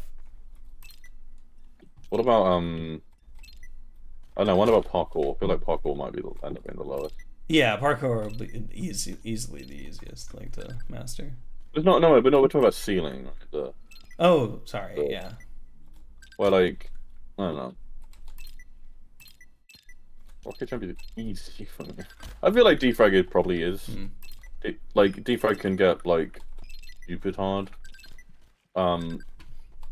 There's always a question like, okay, is it hard in a way that's actually interesting, or is it hard in like a stupid way? Like, obviously you can make like a bhop map that's just like pyramids you hop on of like 1 pixel brush hammer unit, whatever, and just But like, what is I don't think of like genuinely like.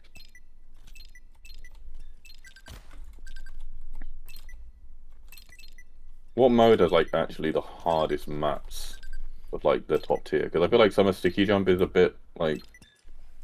What is hardest in Sticky Jump is when for like depends hardest? on map, wouldn't it? Was it ever? I don't know.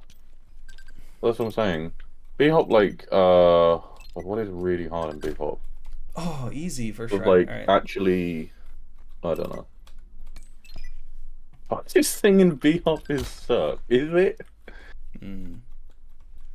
I guess, like tiny spins and stuff. Yeah, I feel like routing bhop well is really hard, you know? Like that yeah, obviously going for like a long omnific runs and stuff is super hard as well, but like getting like a really like good bhop runs on like long complex maps is like that is so impressive when like mappers can like bhoppers can build like and like consistency. Fuck. So close. What about I don't know what I'm saying. I'm tired.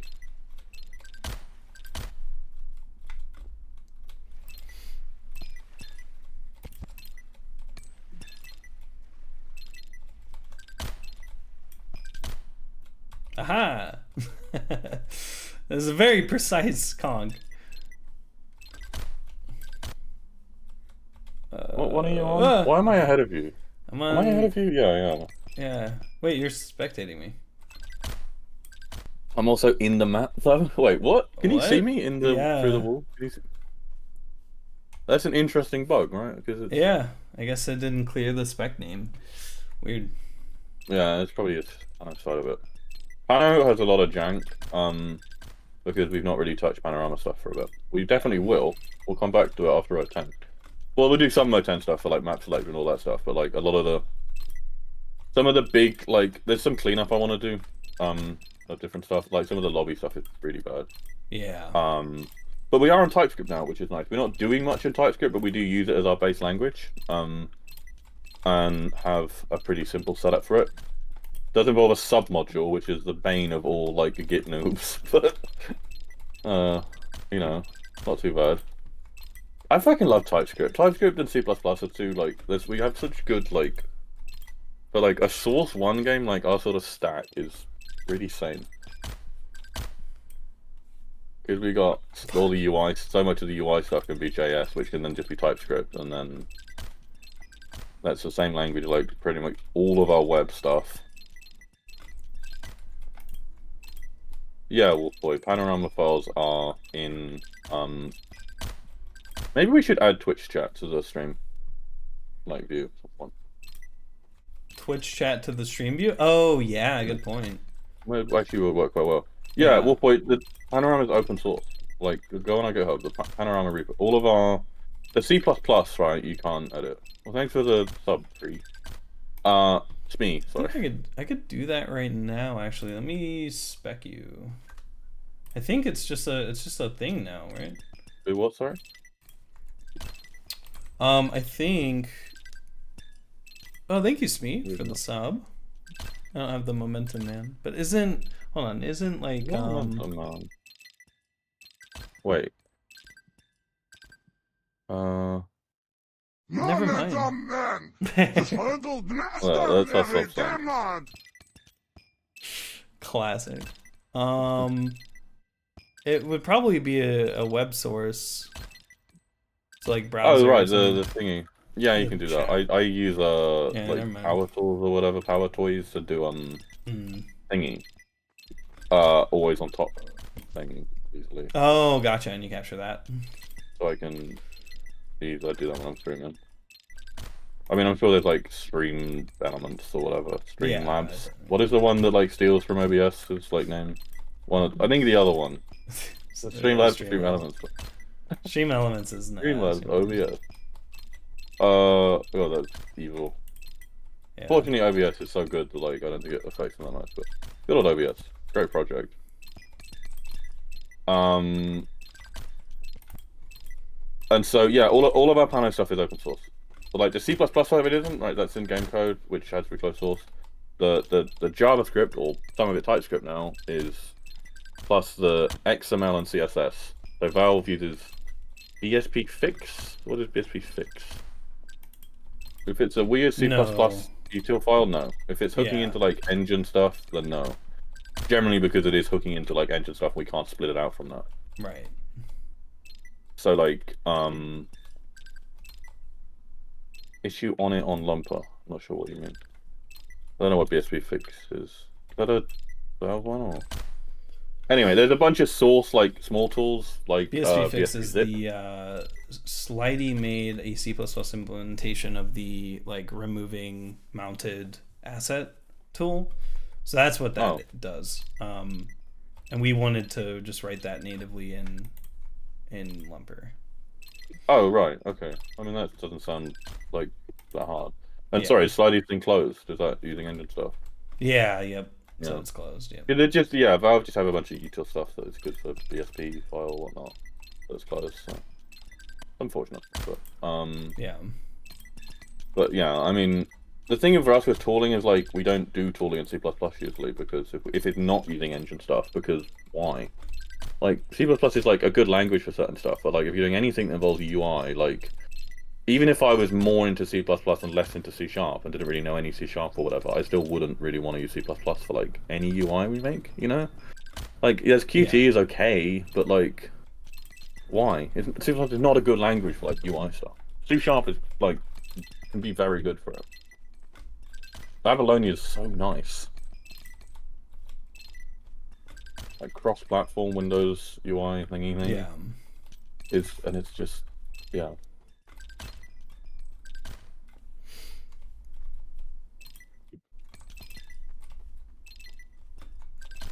Damn, I'm jumping too early for my first one. Yeah, I don't know where that PR is at with you. I'll look at that sometime. I think that's really not good. What was I gonna say? Something. Yeah, Pano's all open source. Pano's really cool. Like it's source UI, but not terrible. I mean, it's terrible in its own special ways, but it's pretty good. Oh fuck, that was so close. I have to like hop on the second one, or do I do handheld the second one here? Because I'm like,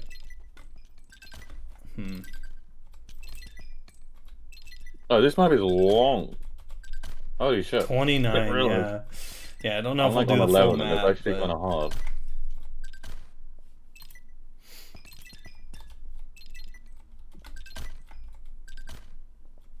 Can I do this with one? Did you do this with one? No, I did it with like 3. Oh man. No, you can do it too. Yeah, I was just gonna do 2.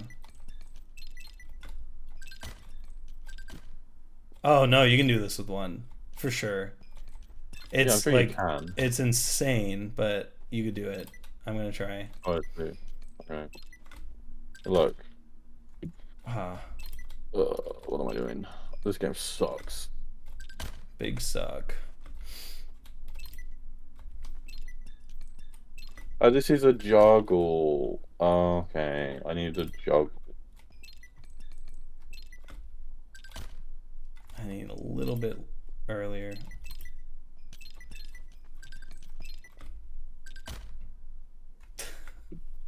God damn it. I might need it up on the platform though, if I'm gonna do it in 1. Yeah, hold on. I think I need it here. Oh, I'm really tired. I was going to some mom dev tonight, but... Yeah? Yeah. Take it easy, you know? I've got the new map page that I'm really looking forward to working on. Angular's so good. Like, when you get rid of all the, like, corrupt of the stuff, it's like... I don't know. I don't usually... UI stuff is, you know, varies. But, like... I'm gonna get frustrated when I come back to Anno stuff after 010 of not having some of the fancier stuff. I mean, if we wanted, we could start using RX, I guess, but I don't think we should, just because it's for like Pano. Yeah. Oh. If you want like if you want like complex event handling stuff, sometimes like If you're handling like multiple events that all kind of affect one another, or like streams of stuff that can like observables are much nicer than just like a single event listener. But it doesn't really matter. Like if we were doing HTTP in Pano, then it makes more sense, but we're not. We're doing that in the C++. So. I don't know. I do think like reactive programming is really funny because it's like if you don't spend any time learning it at first, like it's an absolute nightmare. But But then when you do learn it, like it's really, I like it. It's got a reputation for just producing like utterly unreadable shit. But like, if you're experienced with it, you can write really complex stuff really succinctly, and I like that. Maybe that's just because I've been doing Advent Code and I've been writing like one-liner bullshit for the last month. But yeah, Advent Code is like programming challenge stuff like that's pretty fun. I used to do Code Wars, which is like kind of I've heard of that, but it's basically leak code. It's just not really like, oh, you gotta do this to get a job. It's more just like fun, like math puzzle things. Okay. If you're doing the leak code stuff like that, then it's purely because you're doing job interview prep. It's like, am I really like learning stuff about linked lists just because some guy like doesn't have the time to do like serious like candidate stuff, so they're looking for like an easy thing to do, so they're using like leak code style questions? Like, all right, okay, it's like a game that everyone plays and you just have to participate in it and whatever. But like, when the advent of code, at least when the questions like actually take some thought, then it's great fun. I mean, a lot of the times the solutions are a bit easy, or kind of like a lot of the same patterns. Like, oh yeah, this year had like 4 lowest common multiple solutions. But okay, you know, it's fun and it's good if you're like learning other languages and stuff. Where like, especially because I enjoy like code golf so much. Like learning Ruby and learning to write like really succinct stuff in Ruby, or like getting like fancy with Python list comprehensions, which is terrible. Don't do that; it's unreadable. But the what was it? The code golf for Harf Buzz is amazing. Harf Buzz. Yeah, there's like it's like a leak code. I'm not sure. Does Momentum Mod have multiplayer? No. What do you mean by multiplayer? Let's clarify that. Because every time you go on a lobby, it's just a spectate thing. That is correct.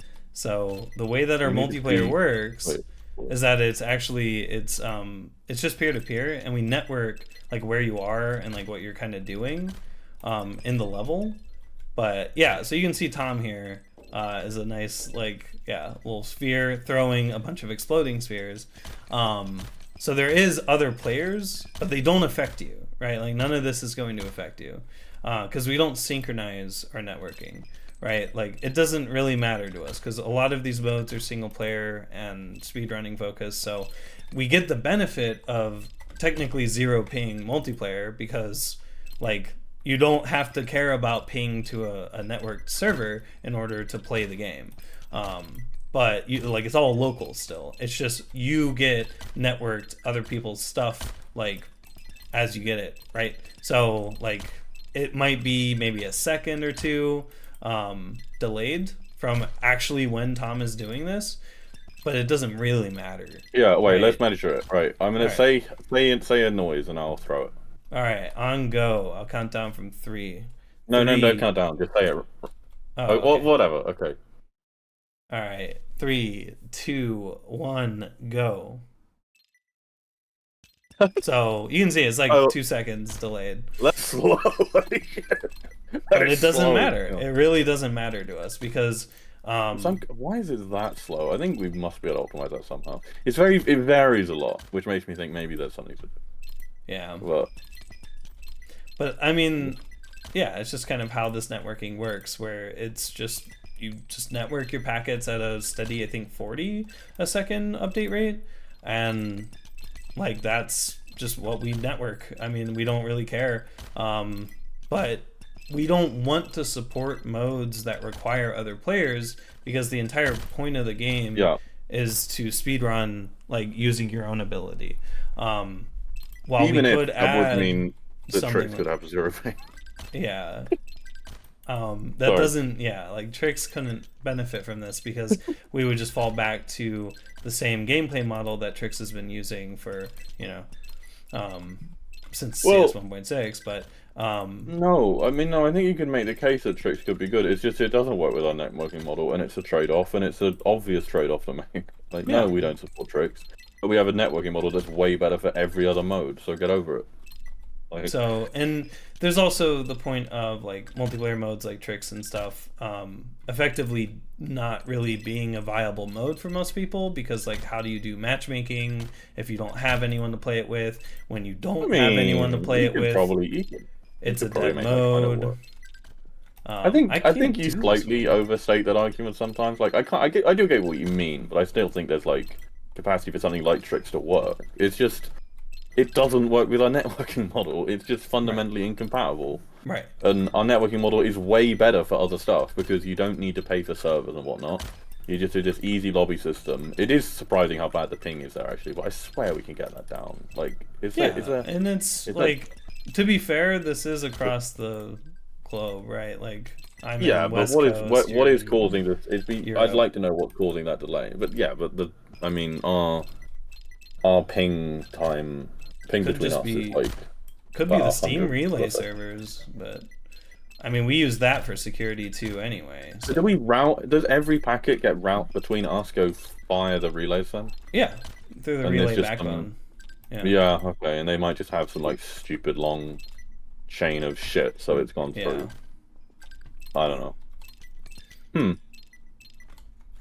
Sorry, Wolfboy asked a question. Tom, you said you were going to refactor the mode selection thing you went selecting map. Did you have any idea what you're going to change it to? Yeah, it's going to be a whole new page. We don't have a full mock-up for that yet. We have some stuff. We could actually do more of a mock-up for it. If Traz has some time, that would be great to get more off of him, because Nick, you were going to start doing some stuff for that soon, right? Yeah. So the idea, what we're moving towards, is...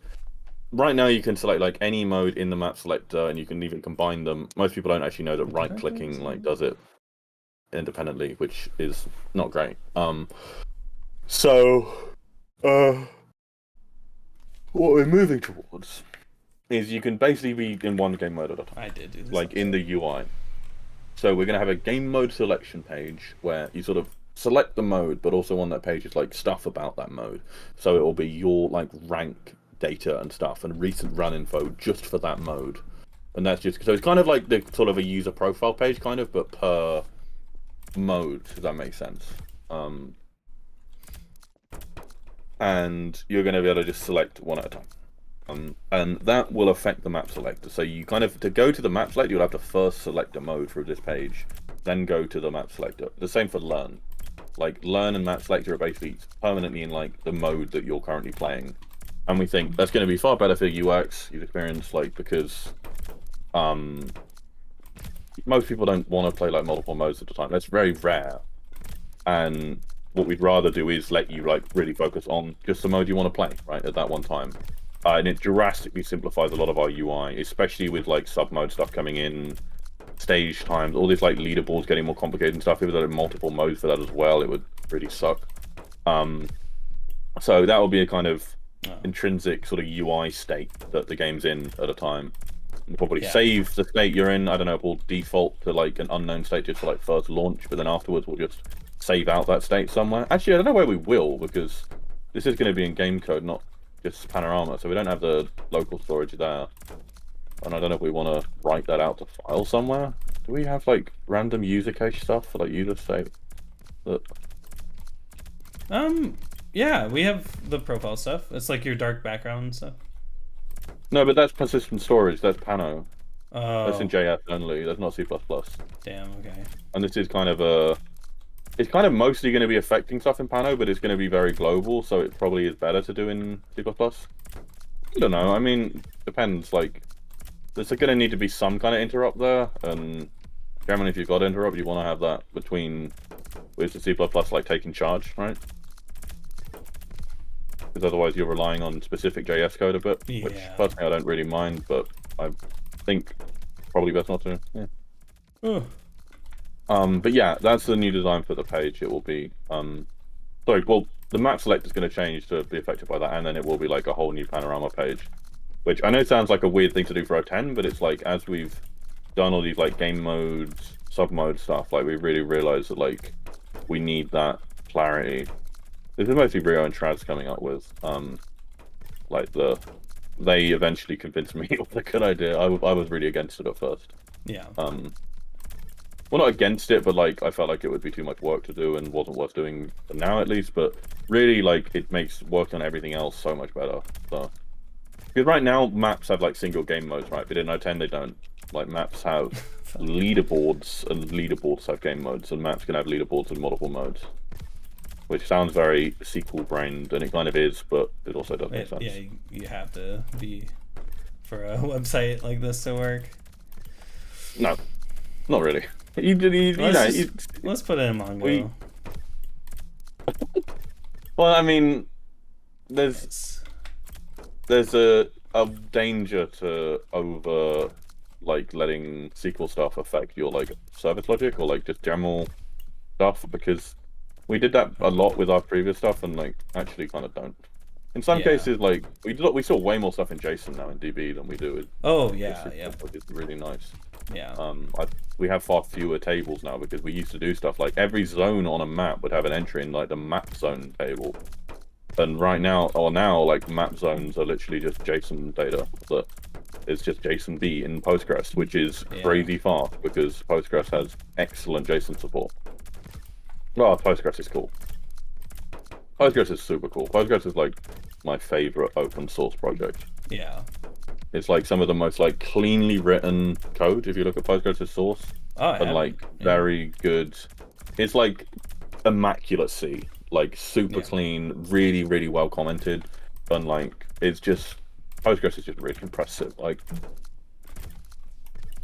They do these really complex things really well, such as a lot of stuff does use it in production, like replication, stuff like that. Replication is hard, but it's used in prod by all sorts of places. Yeah. Postgres is just, I don't know, it's sexy. Yeah. When you're thinking about databases, stuff that you rely on so heavily and affects the performance of your stack so much, having a system like Postgres that is really fun to learn and has all these powerful features that are actually really well maintained and well developed, is super nice. I don't know why I'm randomly talking about Postgres, but sometimes you just gotta talk about databases to a bunch of people who don't care. Well, I mean, it's important because it's really where the actual meat of Momentum's content. Yeah. Is, yeah, I mean, we are planning on doing some stuff in Redis in the future, yeah. which is an in-memory database kind of. I don't think, is it right to call it a database? It's a fancy key value store, right? Yeah. And then with some other bloat queues. But, I need another boost here. Damn, not going high enough. Yeah. I really like this map. This is one of the best sticky jump maps. Oh, it's thingy. It's a guy with some numbers and a letter on his name. Damn. Why have I gotten better at sticky jump since I last played? Just haven't played sticky jump in ages, and I'm better at it. That's how you get good. What? Not playing? Not playing. I don't think so. You have a chance to reset all of your bad muscle memory. Yeah, that's probably true actually. Sometimes when I am sticky jumping for a long time, I do just start randomly chucking stickies around and I'm trying to pogo and just kind of hoping to get lucky, which made it. Isn't a good strategy. But I do love that aspect about sticky jump of the kind of consistent but kind of weird projectiles and how hard it is perfectly positioned stuff, but trying to. It's one of those things where the more you play sticky jump, the more you appreciate good sticky jumpers because you realize how hard what they're doing is. I guess that's kind of the same with every mode. Oh, you can just double this. It's oh. Oh, nice. Okay. And it's the perfect angle for my default TF2 sticky jumper go to jump.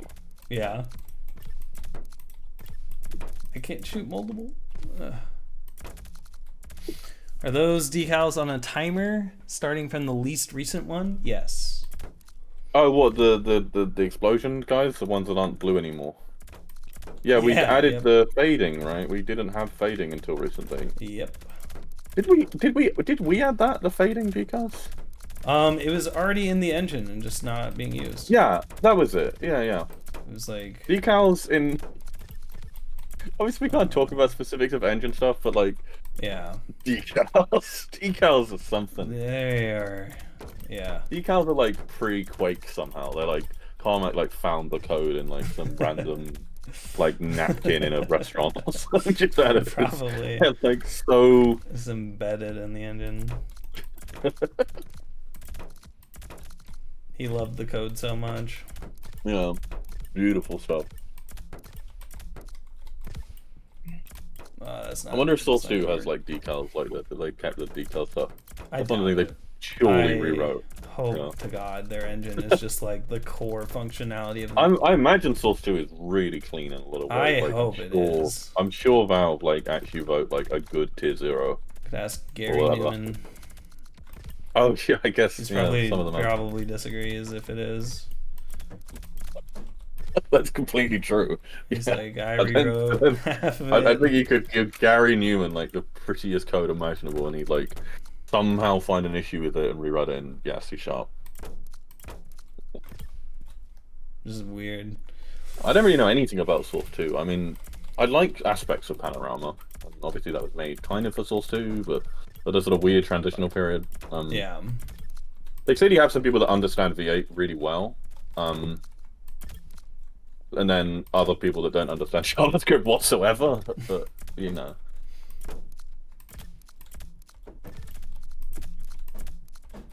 V8 is another nice project, but I mean that's a Google thing, and I'm less impressed by that being good. Yeah. I mean, V8 optimization, like it is insane how fast JS can be. Like JS just doing like a lot of arrays, like array allocation shit, and like it will shock you how fast it can be. Like V8 is just so well optimized. You can often get, you know, near native performance and JS stuff that you really shouldn't. Yeah.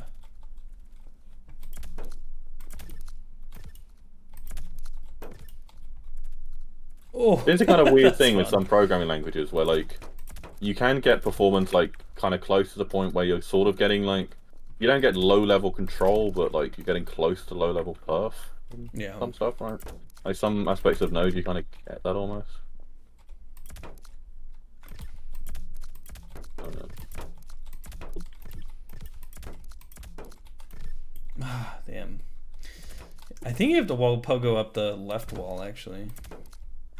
You can double, but you'll just head hit, so I'm just... You got a double and like a clever double. Oh, yeah. Double, toil, and trouble. You know where that's from? No. Actually. It sounds familiar. It sounds familiar, though. Wait. Do you know who it's from? Wait, no. It's not Pokemon, right? It's Pokemon. Shakespeare. Fucking Shakespeare. Okay, sick. Shakespeare wrote Pokemon? I didn't know that. I was genuinely tempted to just get up and leave as he said that. I'm wondering, like... Is it from Detective Pikachu? Or? Okay. Okay, you're American. I get it. I'm sorry. I was like... When I said, do you know where that's from? For some reason, I'm just a snob, and I don't know. I assumed that you knew it was Shakespeare, and like, I was asking for the play. Oh. So I was asking you for the play. Yeah, no. And then you say Pokemon. Pokemon, yeah. So Team Rocket, bro. Yeah, I guess Shakespeare, like, you don't really do that much in the... Shakespeare is like, in the UK we teach Shakespeare to death, but Shakespeare is like fantastic and like genuinely absolutely wonderful artist, and is one of the most fantastic people that ever lived. Yeah, Romeo and Juliet's a like 6th grade novel, or you know. Oh, okay. Yeah, I've never actually read it. Yeah. Double, Toil and Trouble is Macbeth. It's the witches at the start. I once went to a a weird like experimental performance of Macbeth,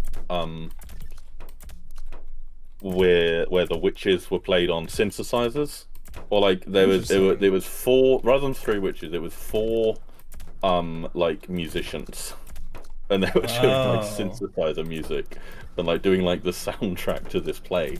One of them was like a local like DJ, he was quite well known DJ. That's that was cool. Roped into this play for some reason. And this starts off where one of the witches, just some bloke, like comes in with like a coffee thing. You know, there's like there's like punnets of like four coffee things. You know, you hold like the coffee cup holders. Comes in with one of those, goes to one of the witches, as like a double latte, and just like hands it to him as like double. The second witch hands him double. Oh my god. Third witch, toil. And it's such a crap joke, but like, it's just, I don't know, it's funny. Shakespeare's great because like he's kind of,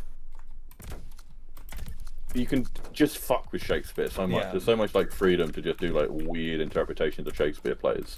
Yeah.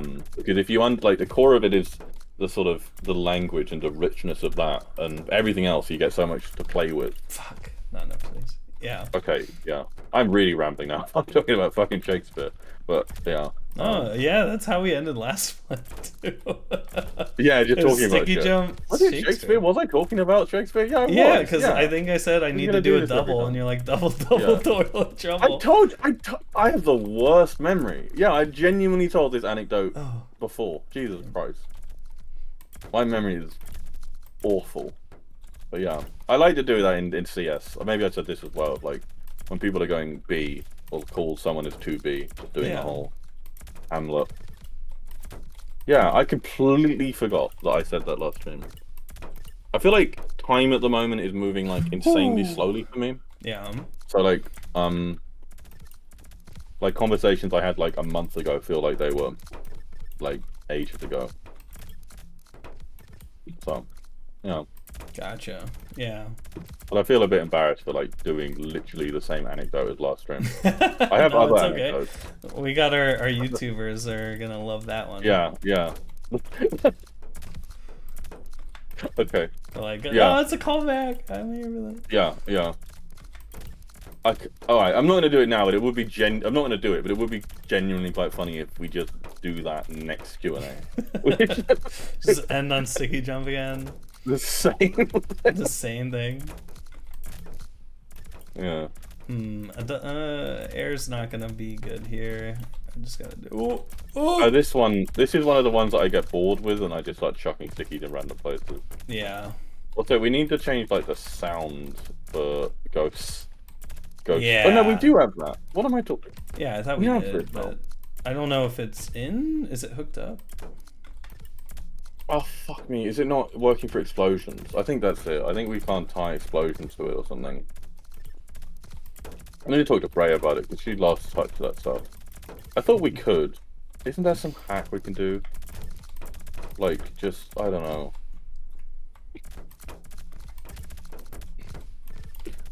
Yeah, I mean, we know when a ghost is going to play a sound, so realistically we could, and we can even, I think, set the volume in the play sound like params, but yeah. I mean, that's what I was thinking. Look it up to like a sound mixer or whatever, like that. We've got that. I just think like we don't have a way of recognizing where an entity is coming from, like.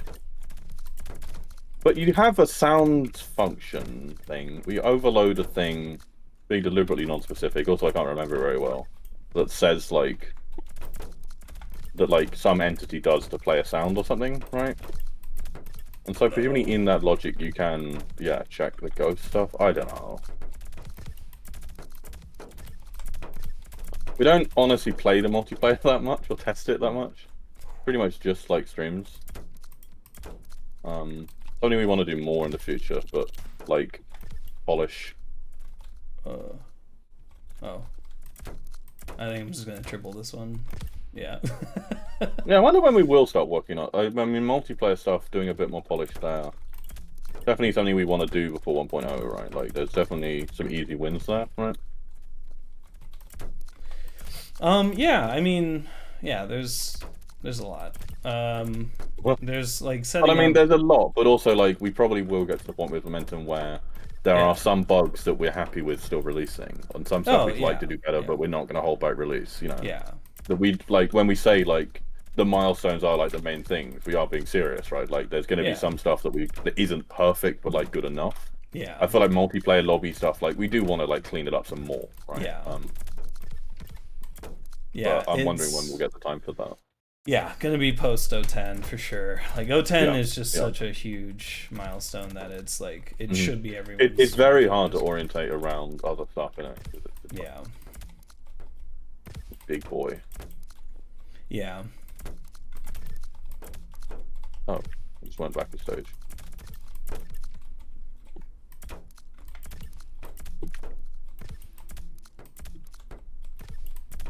Damn. Yeah. But no, I can't wait to get more of the back-end code hooked up with the game as well. Like, Rio's done some of that. Rio's done a lot of the new like data model system stuff is great. Not the you know some of the stuff that's open source, right? You know the like insane API models stuff we had. Yeah. Like oh yeah, there's manually overload all these like key value. No, like I guess it's C++. You do like equality operator definitions or whatever, but it's like really weird overloads for like certain equality checks, and it's just a bit evil.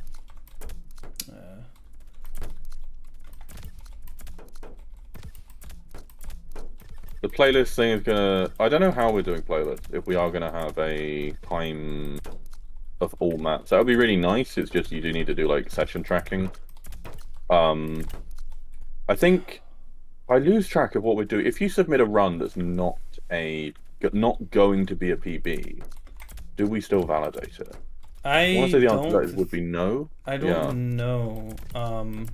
Because if we want to do playlists, we'd kind of want to be able to validate every constituent run of it, and ideally have you upload the replay for each map as you go through it, and then you get sequentially validated, and then as we do that, we're like tracking your session across each map, so we can tell like the time between each thing. We can try to factor out load time somehow.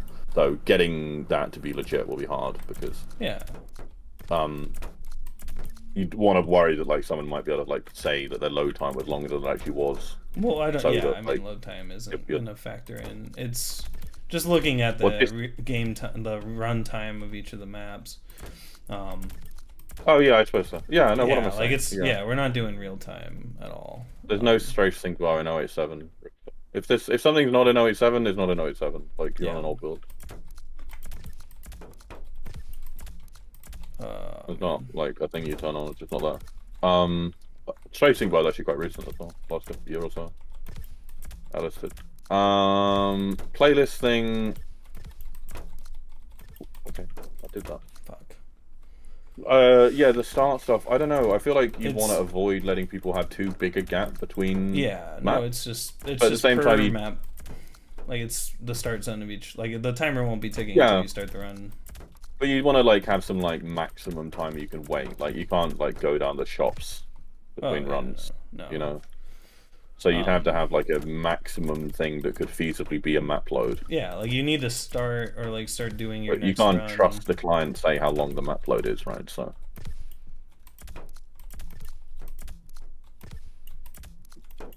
Anyway, I'm sure it's doable and hopefully quite easy because if it is just like constituent runs, it's just that like if you do a run on a single map that's not a PB, usually we wouldn't be validating that, right? Because there's no point us validating a run that's not going to end up on the leaderboard.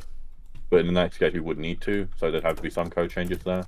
But, I mean, that doesn't sound super hard. It's not like the validation system and stuff. It's going to be super complex anyway. We're going to design something that's pretty simple, sturdy, and easy to unit test. Whew. Look at me, sounding like a professional programmer. What is this? Wait, what? It's easy. It's literally just that. It's just a strafe, yeah. Okay. Yeah. Oh no! Whoops. This is sticky jump, yeah. Yeah, this is. You ignore replays bigger than a certain size. In 011, we'll be refactoring replays to get stuff to be a lot smaller. Yeah. We also expect our validation to be really quick. But we will have a maximum time, right? Is the idea. What were you saying Yeah. the time was going to be? Like 6 hours or something? Yeah, realistically, like 6 hour long run. Yeah. Depends But we on do the want to do mode. progression, so if you do go AFK for a bit, like, that's not going to take up more space. It shouldn't be super hard to do, right, and have that in the validation logic and stuff. Though you would worry that the validator would just sit there for that amount of time. But maybe we can just skip forward in time in like the server stuff. But no, I mean those ones are probably going to be easier to process. Yeah, but like I genuinely do. Sometimes I'll do runs on a map where I'll like. It's usually when I'm streaming and I'm doing some work, but it's kind of hard and I'm tired. So I'll do like dev for like 10 minutes and then just surf for like 2 minutes. Or if especially when I'm talking to chat, I'll just switch back to surf and talk there. And so if I do a run like that, I will have a replay where it's, you know, multiple sections of me just doing absolutely nothing for a bit.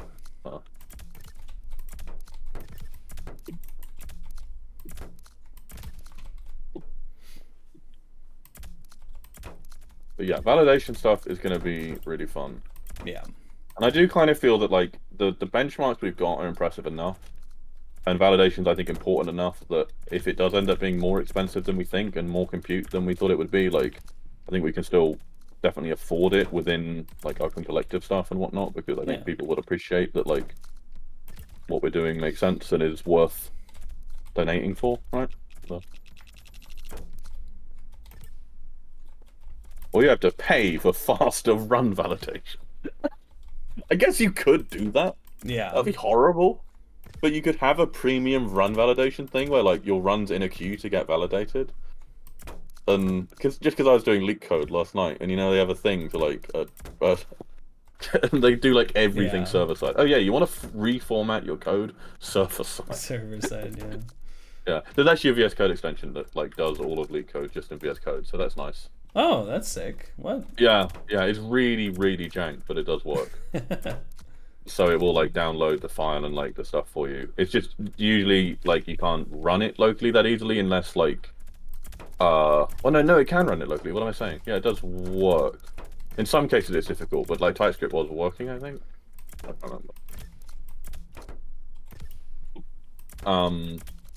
But yeah, you could imagine like we'd have like our run validation queue system and like you could pay for like a prioritized run validation. No, it doesn't sound like completely unreasonable in a way. Yeah, but I mean that's how we'd want to do it. You know, we're gonna like, priority queue them by prospective rank. We want world records to be processed relatively quickly. Yeah. Oh yeah, I mean with that stuff, like a lot of it's like the queuing can get complex because you want to maybe try and if you've got multiple stuff happening on one map. Avoid doing lots of map loads, and it kind of depends how many instances you have and whatnot. But yeah, like will there be tricks? No, we were talking about why there won't be tricks like 20 minutes ago. Yeah, no. We don't have a multiplayer system that can support it. It's just not. There'll be tricksurf. Scope of the game. You want to do a like trick mode system of like where tricks is just like tricksurf. You do a trick is like going through a bunch of. You play a much more open map, and then a trick is like going through zones in a certain way. Have I beaten this map before? No. But trick anything multiplayer, no, because our multiplayer system is laggy. Because it's cheap and better and fine for modes that don't require shooting people and free. Yeah. Yeah, it's free. It's very cheap. It's $0. Like nobody has to host a lobby. No one's paying for me and Nick to be able to see each other. It's just that we're like a second or so out of sync. Yeah. Whoa, that was weird. I wonder how hard it would be if we did want to do a hybrid multiplayer system. Like you had a version that did have server-sided. I mean, annoying, realistically, like, the mode would just have to dictate it. So it's just like you could still technically do it. It's just a lot of the things that are assuming that's a single player, then have to change to be like, oh, But it would be doable, right? Because you could like source games do often. I mean, we're on a server client right now. It's just it's one player, so like everything feels really good. Yeah, right. Like unless we merged server and client in some capacity and got rid of like the backbone, the local networking backbone thing, and just made it process server and client in the same like frame or tick. Sorry. Which I don't know. I mean. Be sick if we could do that. But, But like, I'm not saying we should do it by any means, but it's like how spaghetti it would be.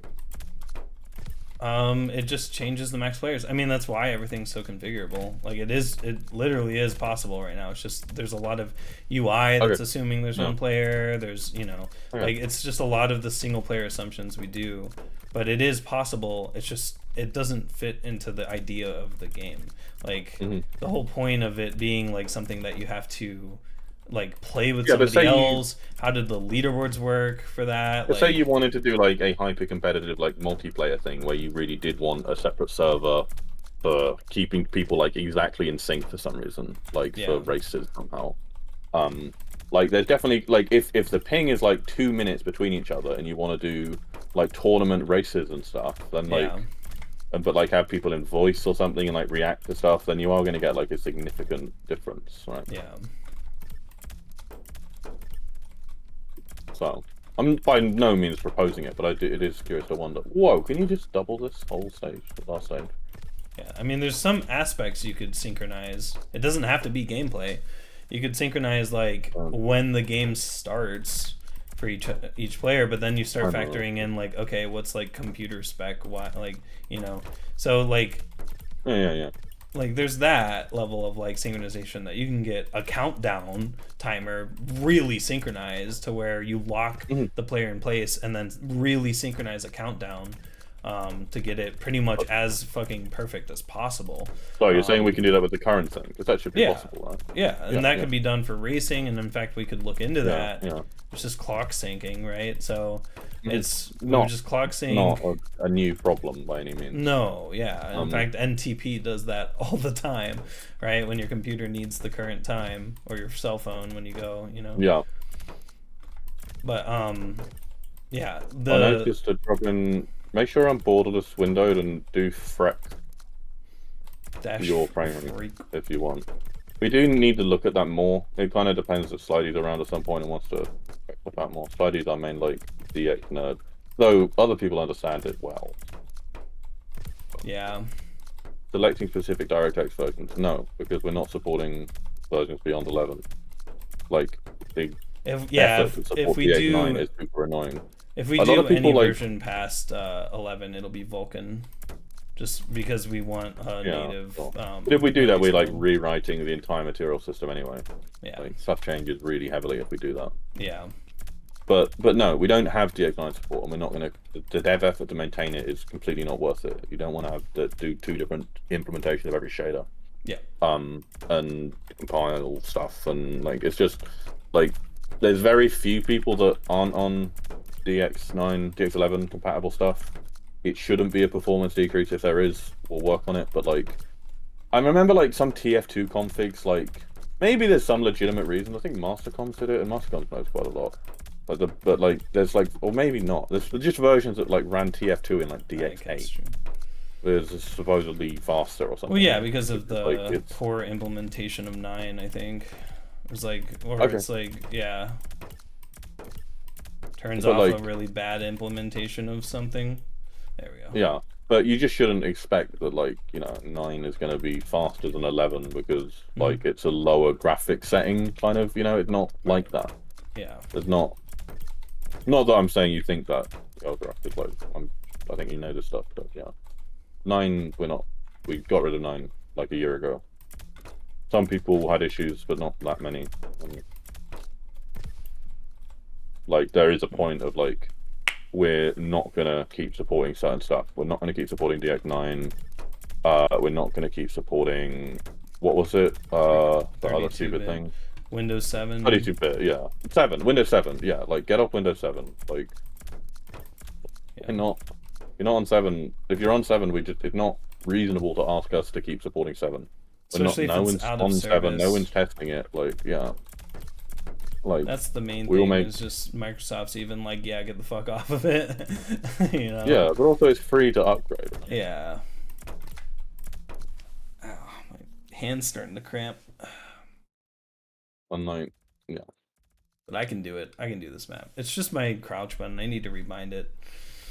I don't want to switch off Windows 7 because I don't like the way Microsoft is going and all the telemetry and whatnot. I'm gonna Because of that, I'm going to stay on Windows 7. No, I'm not going to use Linux. I have to use Windows 7. I was about to say, like, at that point, Linux is a viable alternative. If you're willing to use like a super jank Alto S. Well, no, I don't know why you would like, stay even on Linux 7 if you hate Microsoft, because like at that point, you're just gonna be, you know. Yeah. I hate Microsoft. I don't care enough about operating systems to bother with Linux, just because I'm lazy. If I had more time, I'd go back to Linux probably. I'd set up Arch again and use Arch, but no, I don't care enough.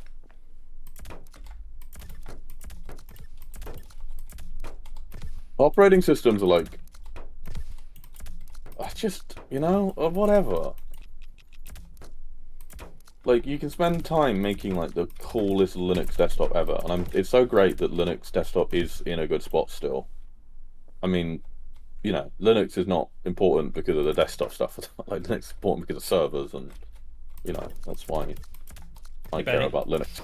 Thanks for the sub. You know, like, thanks. I got really freaked out the other month. I looked at Linux a little bit and I was like, maybe I could go back to stuff, but like none of it looked that appealing. Or like the new desktop environments and stuff. Like I think like Wayland's in an okay spot now. Yeah. But then like the whatchamacallit stuff. None of the desktop environments seem like appealing, really. Maybe XFCE, I don't know. And then like tiling stuff probably fine, but then it's just effort and whatever. I think apparently the new audio thing, the Pulse thing that replaces Pulse audio. No, the new one. What's the new one? I know Pulse audio used to be really annoying for me when I was on Linux, and I think everyone hates it. Partly because I think it's a Leonard Pottering thing, right? But everyone hates sputtering. Pipewire, yeah. Apparently Pipewire is good. Well, this is the saddest thing. I was watching like a YouTube video conference thing, convention thing about System D the other day. Don't know why I found that interesting. But, like, how System D is actually not that bad. And part of the reason people hate it is just because it's Leonard Pottering. It's the guy behind it, and apparently he's a dickhead on like version control comments. Yeah, I used to use Awesome. Awesome was my go-to tiling window manager, but it just wasn't worth the effort, you know. I just don't care. I don't know. i3 seems decent. Lumia uses DWM. Apparently all the suckless lot are like language in the Snap stream, but yeah, I don't know. Some days you just can't be bothered to get up and your operating system isn't working. Also, like, Minsys is good. Hyperland. What is that? Hyperland. There's a dynamic tiling Wayland compositor. Oh, this looks fun. I'm almost done with this map, but once we do, I think we'll call the stream there. Good. Oh, this looks nice. Oh, we did have we had a few questions that we could answer really quickly. Yeah, let's go for it. A bit late, but let's just quickly run through them. I'll have to tell too. But, so, will autohop ever be an option in defrag? As far as I know, no, because it's not a super significant change. It's not enough to make a separate sub mode, but having it would split up leaderboards, and generally the... Yeah, no, there was also something with like mechanics around like steps and stuff would become broken, or yes, that was there's also like something that genuinely breaks with it on. So it's like, I mean, you could have it where it could like detect 2 jumps really quick and then maybe not do the second jump or something, or like something like that where it would break could probably be, you know. Yeah. And then the next question, I'm going to go through these really quick, just because, and this kind of ties in. TuxWare is asking, will you guys add more modes to many game modes? VQ3, Xonic, weapons, and warfork modes for defrag. Let's just do those first, because we're talking about defrag. So, VQ3, absolutely. VQ3 should be coming in 010. We should have a VQ3 fully... It will be a separate sub mode, so defrag is like the category, and then the CPM of VQ3 under that category. We don't plan to add other stuff on top of that. we don't like splitting up leaderboards is a big deal for us. We don't want to do xonotic. Like, as far as I know, there's not that much that's different about it, or like not that big a player base either. And like, I don't think anyone's that interested. One guy did once come in the Twitch chat and be like, "Are you gonna add Warsaw movement?" And I sort of explained this, and he was like, "Oh, this project sucks. You just can't be bothered," or whatever, and then just left. So that was fun. But so hopefully you don't react that way. It's just not enough. We don't want to split up leaderboards a ton of times. We could maybe consider it down the line, but like, especially given right now in the current situation, just having CPM BK3 I think is a very sane spot to be in for now, and maybe future stuff, but I'm kind of doubtful. Then hlkz, yeah, 1.6 base KZ is going to be a thing. We've pretty much confirmed that. We are planning on doing 3 climb modes, 1.6 SKZ kind of based, and KZT. And we have a decent amount of the moves with that in already. Then the... Oh, wait, so there's vanilla HLKZ, vanilla CSGO KZ, CS 1.6 KZ. Sorry, I guess I kind of answered that. I think we're doing CS 1.6 and kind of vanilla CSGO. No, we're not doing vanilla, sorry. Vanilla is in... I don't think many people actually play vanilla, and I don't think that's... That we don't want to do a ton of different KZ variants. As you can tell, like, we're happy doing, like, multiple sub-modes for certain modes, but we really don't want to split up. Like, more than 3 is starting to really push it.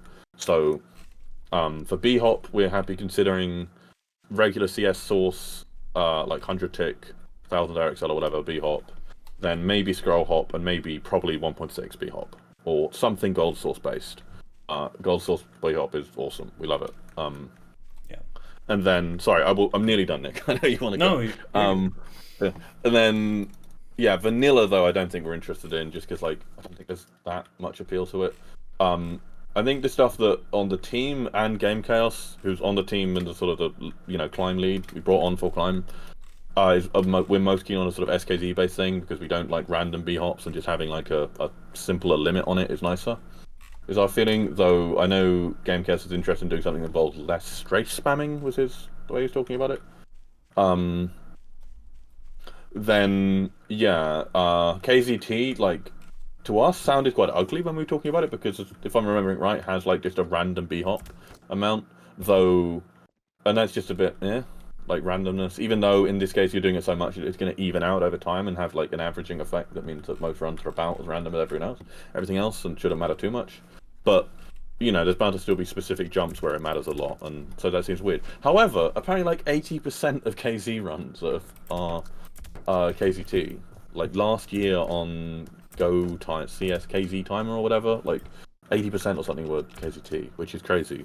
So the plan is that that SKZ based and then 1.6. Though I'm not a climb person, don't quote me on this exactly, but that seemed to be the direction we're going. And then so yeah, that's KZ, and then Half-Life bhop for bhop. I sort of mentioned, yeah. So we really like. I personally love HL1 bhop. I've never played 1.6 bhop. I don't know how different it is. Obviously, they're the same engine. Half-Life 1 bhop feels amazing. Yeah. Like it's floaty and gorgeous. It's so nice. So we're definitely keen on that, and then maybe scroll hop as well. I'm just keen on scroll hop. Anything to add, Nick? That's about everything, right? No, that's about everything. Yeah, it's like there's a lot of stuff land that's also what I'm really excited about after 0.10.0. It's just all the extra stuff, Nick, come up here. There's a thing. Nick, spec me. Oh, I see you. Okay, no, go and spec. No, just spec me. Okay.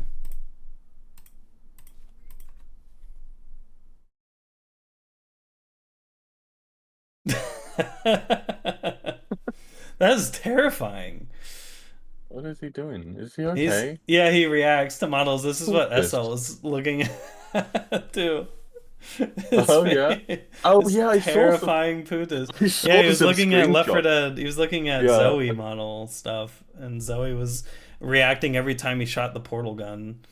But yeah, Putis will react to every time you shoot and like look around too. It's very fascinating.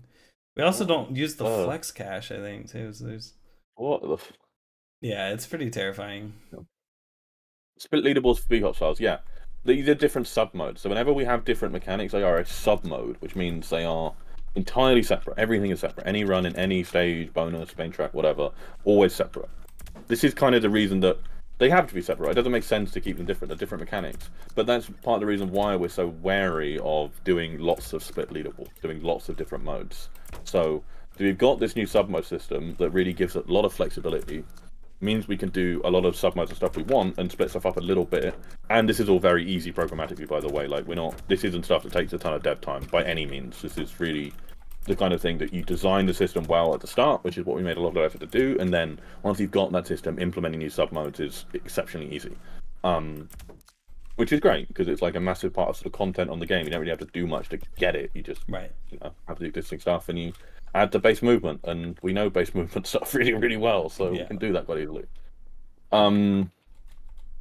So yeah, hopefully that kind of answers everything. So those where defrag, we're not planning on doing anything besides. I know Lumia has like vintage stuff that he could maybe talk about. I don't know enough about it to talk really well, but maybe more defrag stuff. But CP and VK3 are a very good base point to be at.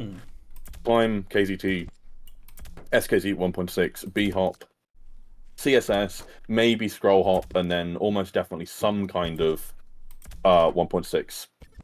Oh, sorry, gold source based thing. I don't know if that's going to be Half-Life or 1.6 based. I don't know what the difference is, to be completely honest, but that movement is gorgeous and we really want to have it. So yeah, and these will have like separate leaderboards. You'll be able to, most maps for like a bhop map will work in all three of those, right? But in some cases it might not be playable in certain versions. You know, some scroll hop ones might not be playable. Autohop maps might not be playable scroll hop. So you can just disable the leaderboard for that, or have it unranked in one mode and not the other. So the system should all work pretty well. And a lot of the UI stuff we're doing at the moment that we've been spending a lot of time on is because we have to handle like these multiple modes and stuff, and it's really, really, really, really, really complicated. Yeah. But we think we're in a pretty good spot now. So anyway, that's all the questions. All right. No, yeah, you did a good job. Adequate? Yeah. Cool. Yeah. So just be on the lookout. We'll be dropping some modes, I think, after 010. I think technically, yeah. 010 is the first version to support them. Yeah, so okay. Some stuff will, I think, can have it kind of for free, and also it does mean during map submission then, which we want to get started at 010, people can add every map from the get-go, but we can always add more modes to a map after it's been submitted, right? So it's no big deal. Cool. What is this thing?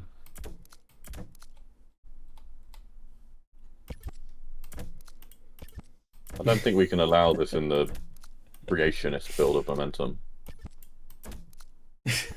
That's so wild. Are you just staring at the heavy? Yeah.